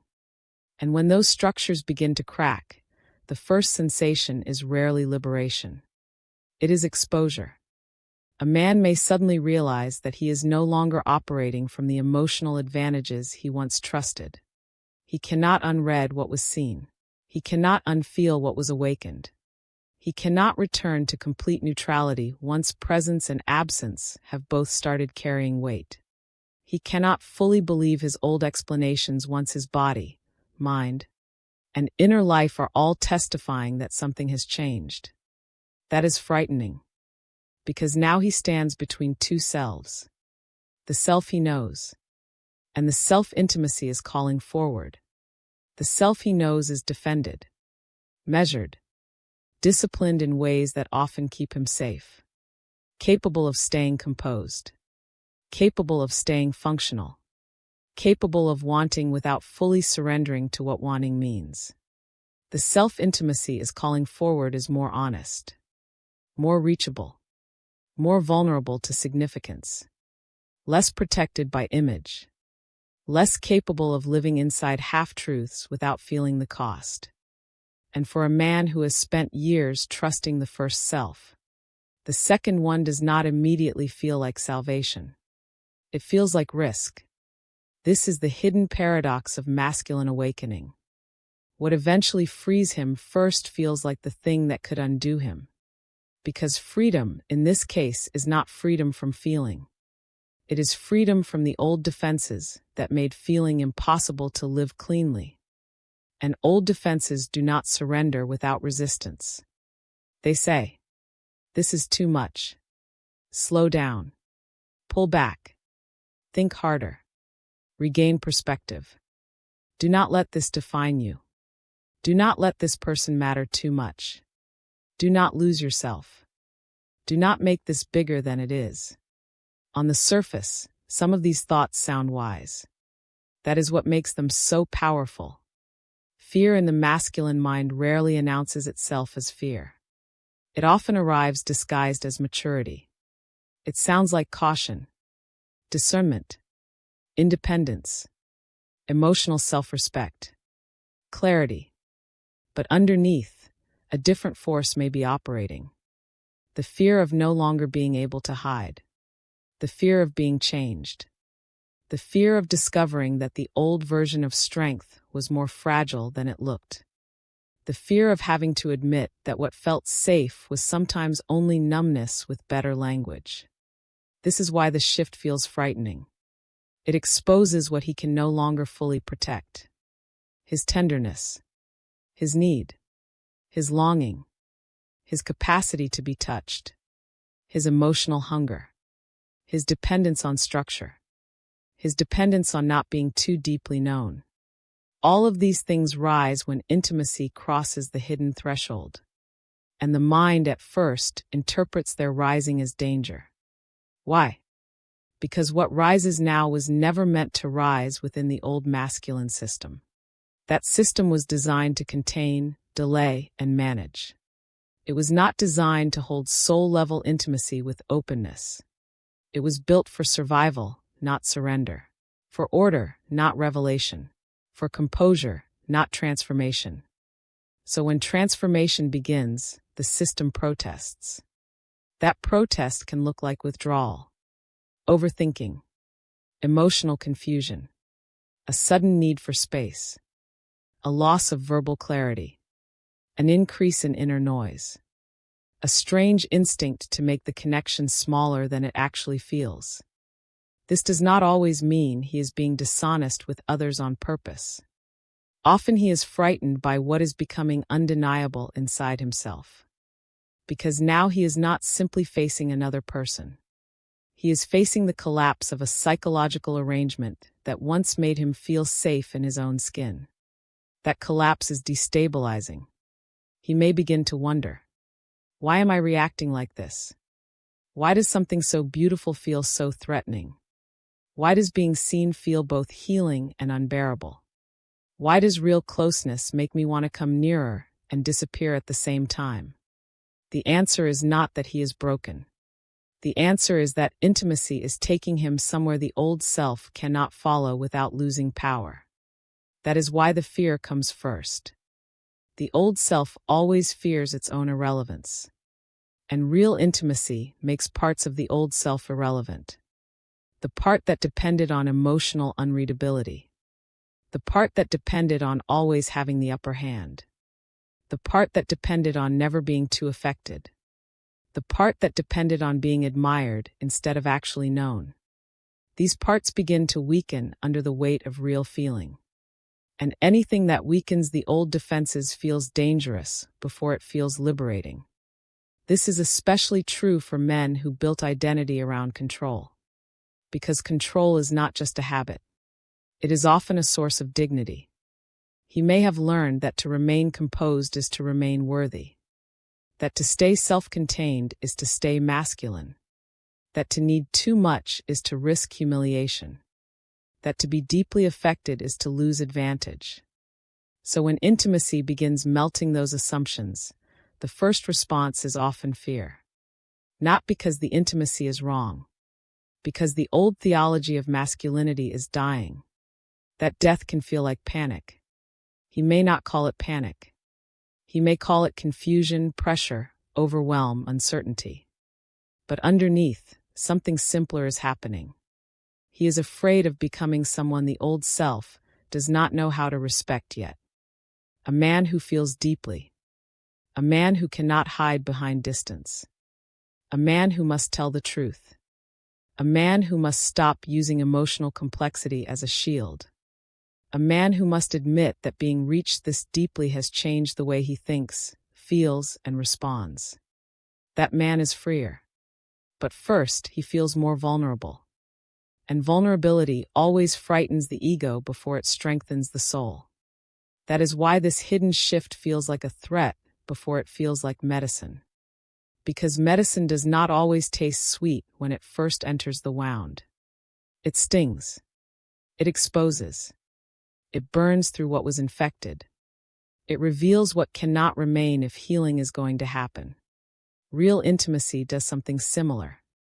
It does not merely comfort him. It exposes the old coping system. It reveals how much of his life has been structured around not being wounded again.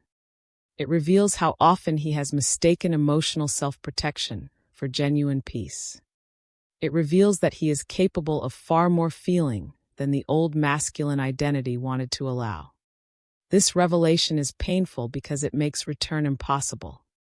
Once he has felt this deeply, once he has known what it means for presence and absence to carry weight, once he has seen the inadequacy of the old defenses, he cannot fully go back to emotional sleep without knowing exactly what he is doing. That knowledge frightens him. Because now delay is no longer innocent. Distance is no longer neutral. Silence is no longer simple. Now each of those things carries moral and spiritual consequence. Now he knows when he is hiding. Now he knows when fear is speaking. Now he knows that some forms of retreat are not wisdom, but resistance.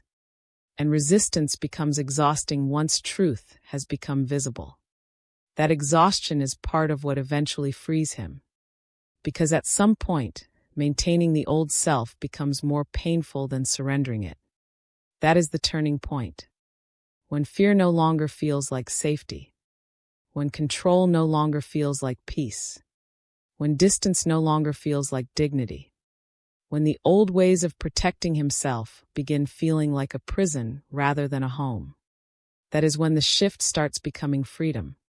Not because the intimacy gets easier overnight, but because he begins to see that what frightened him was not love itself. It was the death of the old version of himself. The version that could stay partially absent. The version that could avoid full emotional truth. The version that could live behind charm, discipline, mystery, and careful silence without being challenged too deeply. Once that version starts dying, another man begins to emerge. A man who can stay present to what matters. A man who no longer needs unreadability to feel masculine. A man who can admit impact without shame. A man who can feel the risk and still choose truth. A man who begins to understand that freedom is not the absence of emotional exposure, but the ability to live honestly within it. This is why the shift ultimately frees him. Because the fear was protecting a smaller life. A life of management. A life of performance. A life where intimacy could be admired but not fully inhabited. The freedom is bigger. It is the freedom to be real. To be affected and still remain grounded. To be known and still remain worthy. To let love reveal him without interpreting revelation as ruin. That freedom does not arrive without trembling. It arrives through trembling. Through the slow recognition that what he feared was not actually the destruction of self. It was the invitation to a truer self. And a truer self always costs something. It costs the mask. The old story. The false safety. The emotional distance he once called strength. But what it gives him is greater. Inner congruence. Emotional honesty. A masculinity that is no longer built on hiding. The ability to love without constant self-betrayal. The ability to feel without turning feeling into threat. That is the liberation on the other side of fear. So yes, this shift frightens him before it frees him. Because first it looks like loss. Then it becomes revelation. Then, if he is willing, it becomes initiation. An initiation into a masculinity that can no longer be sustained by avoidance. An initiation into truth. Into real feeling. Into the kind of intimacy that does not only touch the heart, but reforms the man. And that is why the fear matters. Not because it should rule him, but because it shows exactly where the old self is being asked to surrender. What frightens him first is often what frees him deepest. Not because fear is the goal, but because truth, when it finally reaches the places he once guarded most fiercely, never feels casual on the way in. It feels like the beginning of a life he does not yet know how to live. And that is exactly why it is sacred. Chapter 9. What changes in him once he stops resisting. There comes a point when resistance begins to cost more than surrender. Not all at once. Not in some dramatic cinematic instant where everything becomes clear and the old self disappears overnight. But slowly, quietly, almost painfully, he begins to notice that fighting what he feels is exhausting him more than feeling it ever could. That is the turning point. Because for a long time, resistance gave him the illusion of strength. Resistance let him stay organized. It let him preserve image. It let him believe that as long as he did not fully admit the depth of what was happening, he could remain in command of the experience. But once the hidden intimacy shift has gone deep enough, resistance stops feeling clean. Now it feels like tension, like mental overwork, like emotional fatigue, like carrying a truth he no longer wants to name as complicated, simply because he is afraid of what honesty will require. This is when real change begins in the divine masculine. Not when he stops feeling, when he stops fighting the fact that he feels. That difference is everything. Because a man can resist intimacy and still appear functional. Still work. Still speak. Still move through life.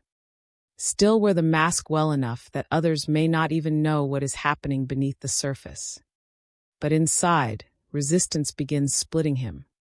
One part of him knows the connection is real. Another part keeps trying to reduce it. One part wants truth. Another part wants protection. One part wants to move closer to what has awakened him. Another part wants to restore the old emotional distance and call that peace. This division cannot last forever without consequence. Eventually, something in him gets tired. Tired of replaying. Tired of minimizing. Tired of pretending that silence is solving what only honesty can transform. Tired of calling fear clarity. Tired of living between longing and self-protection without choosing which life he actually wants. And that tiredness is sacred, because it means the old way is losing its seduction. It means he is starting to see that resistance is not neutral. It is shaping him, hardening him in some places, confusing him in others, keeping him half alive where intimacy came to make him fully present. That is why once he stops resisting, the first thing that changes is not always the connection. It is him. His inner atmosphere changes. The mind that was once frantic becomes more honest. Not necessarily calmer at first, but clearer. The thoughts that used to circle defensively begin moving more directly toward truth. He stops asking only how to reduce the emotional pressure and starts asking what the pressure is revealing.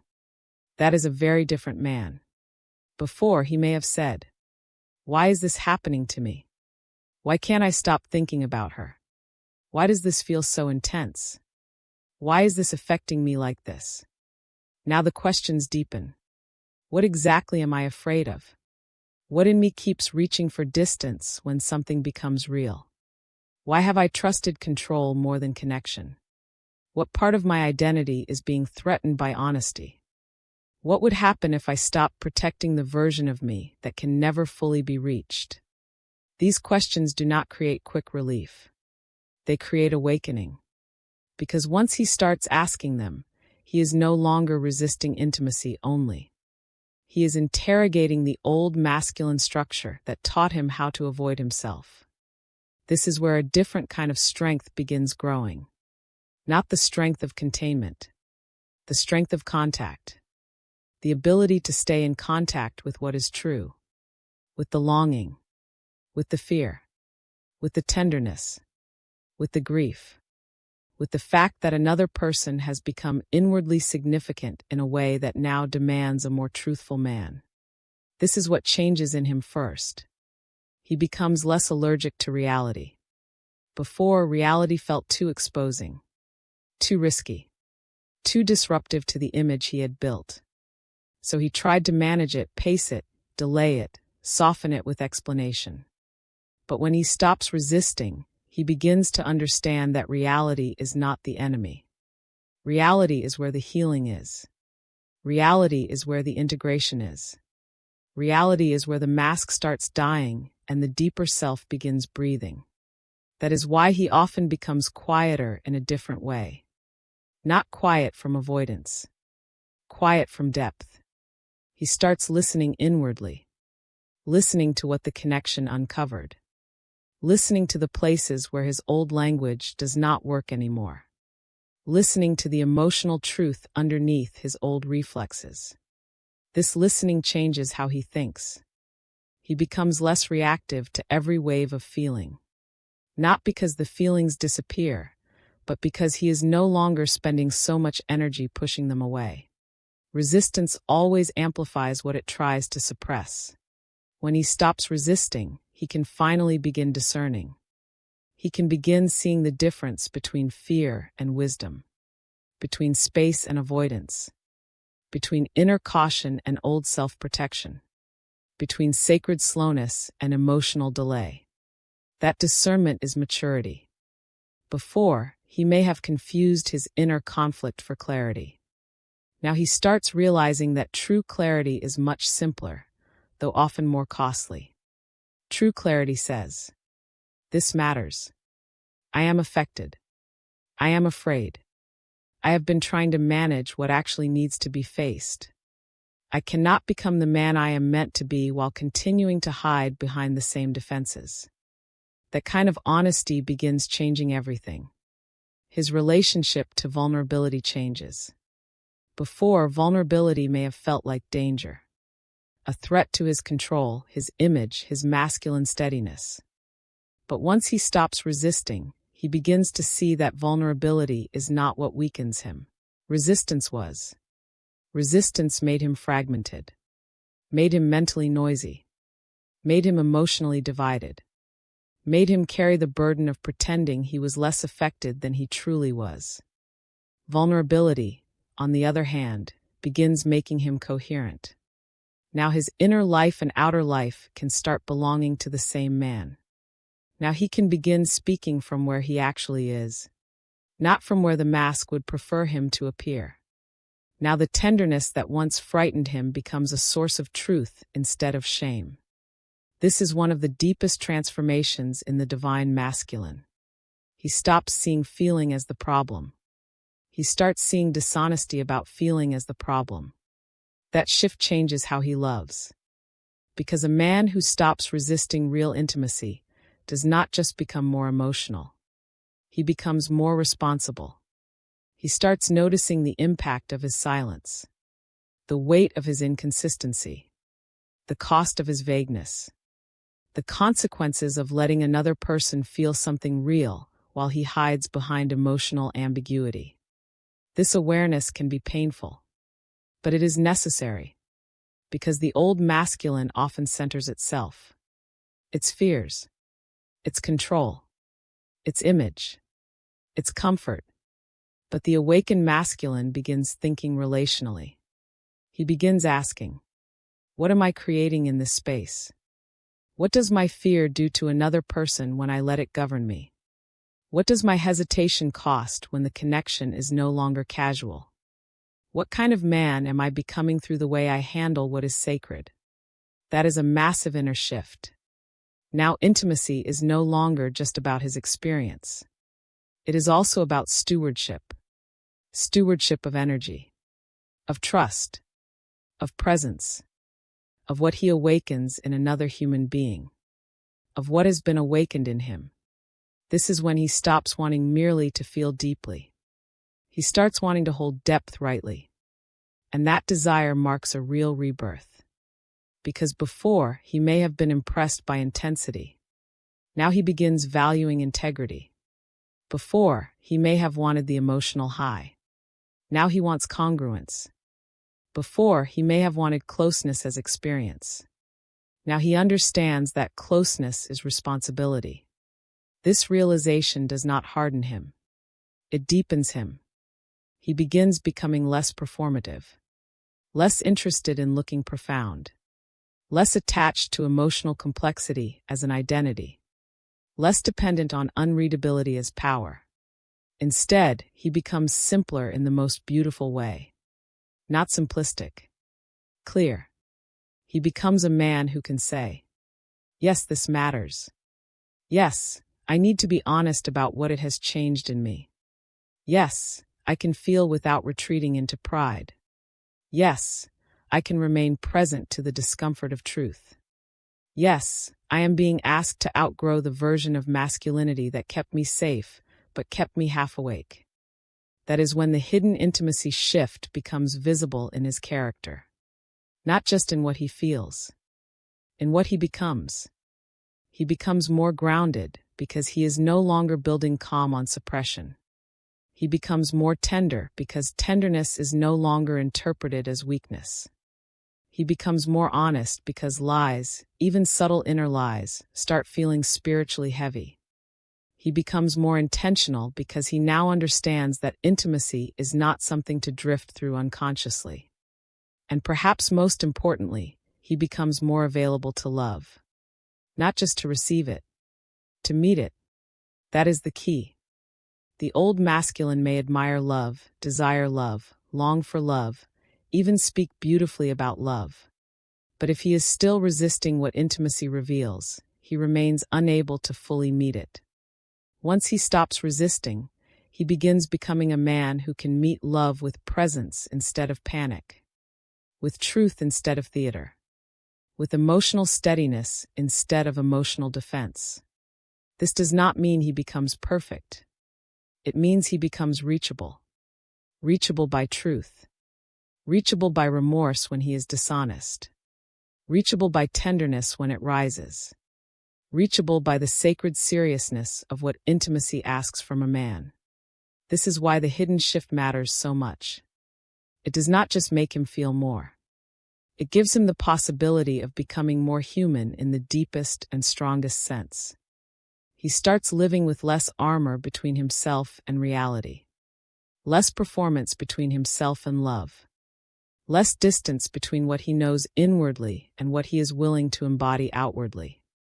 And once that process truly begins, the old life starts to feel too small, too managed, too defended, too emotionally edited. He may still miss the certainty of it sometimes, still feel the old reflex to withdraw, still feel afraid of the cost of staying open. But now he has tasted something else. A masculinity not built on avoidance. A masculinity that can withstand truth.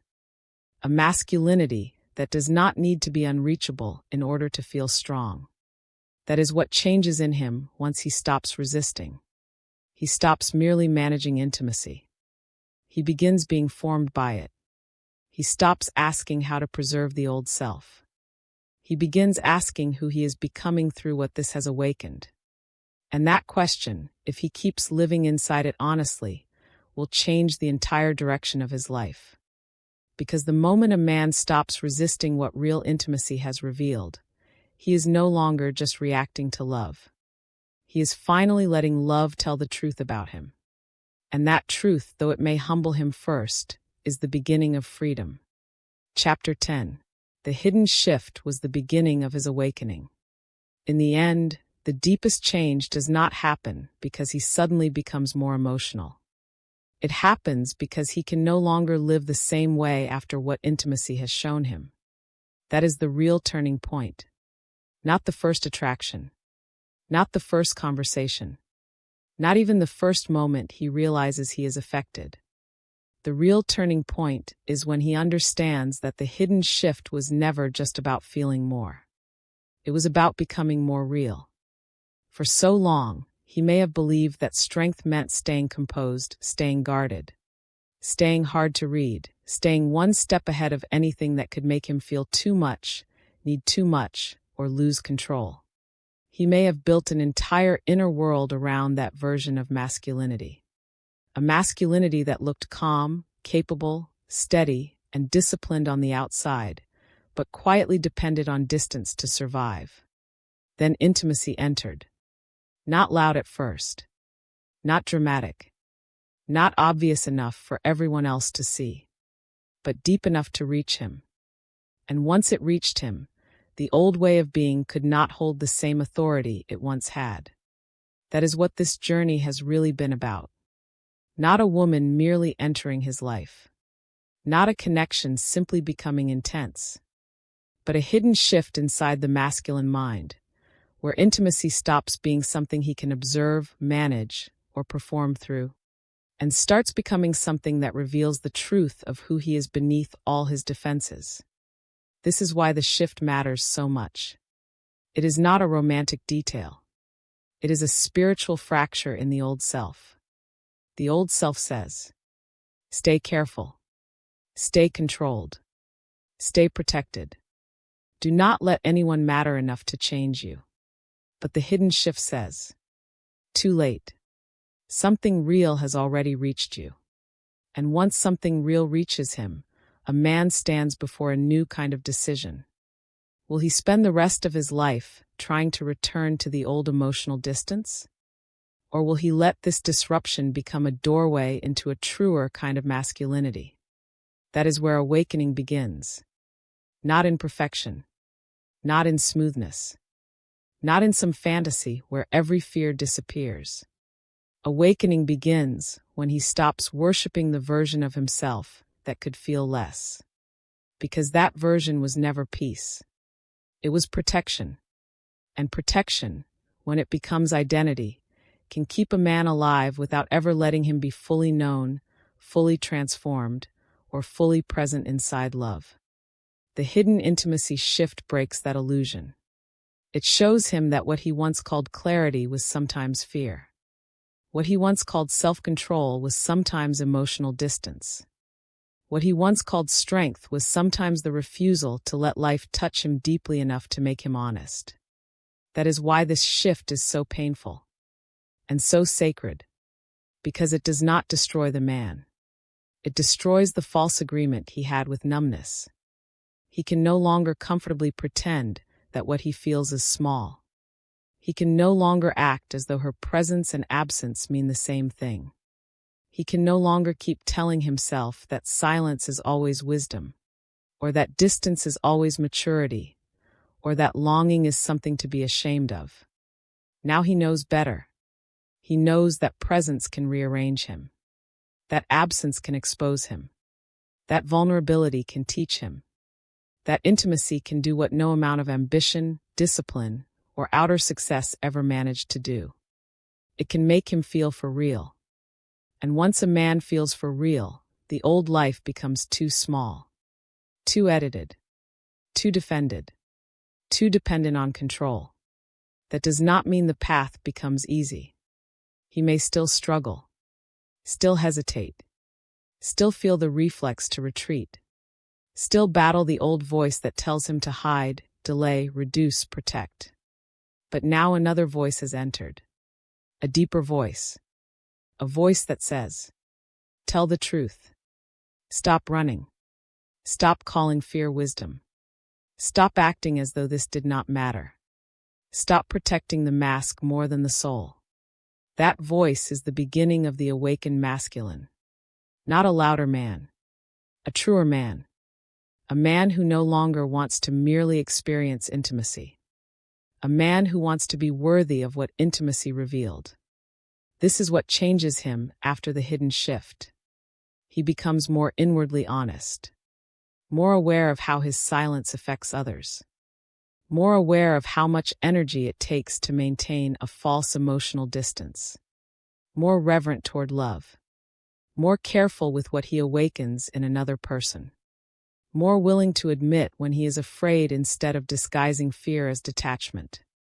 That is a holy change, because now his masculinity is no longer being built on unreadability. It is being built on congruence. His inner world and outer world begin to belong to the same man. His feelings and his integrity begin to meet. His tenderness and his strength no longer have to live in separate rooms. His mind stops trying to protect him from every deep feeling and starts helping him become honest enough to live inside what is real.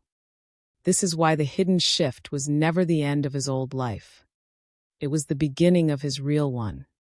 The beginning of a man who no longer wants to be admired more than he wants to be true. The beginning of a man who no longer mistakes emotional absence for peace. The beginning of a man who understands that love was never sent to weaken him, but to pull him out of the shell that kept him from becoming whole. And maybe that is the final truth of this entire message. The thing that frightened him was not the intimacy itself.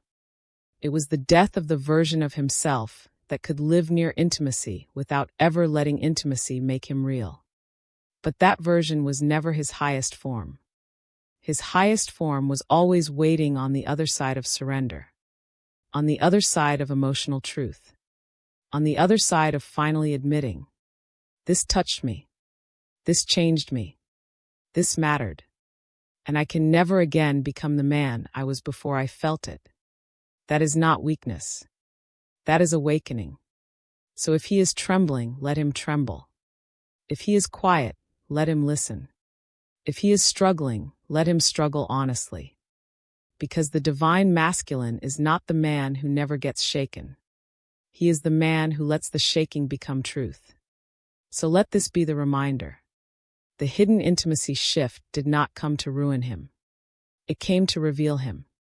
It came to show him the places where he was still guarded, still divided, still afraid of being fully reached. It came to expose the difference between the man he performed and the man he was capable of becoming.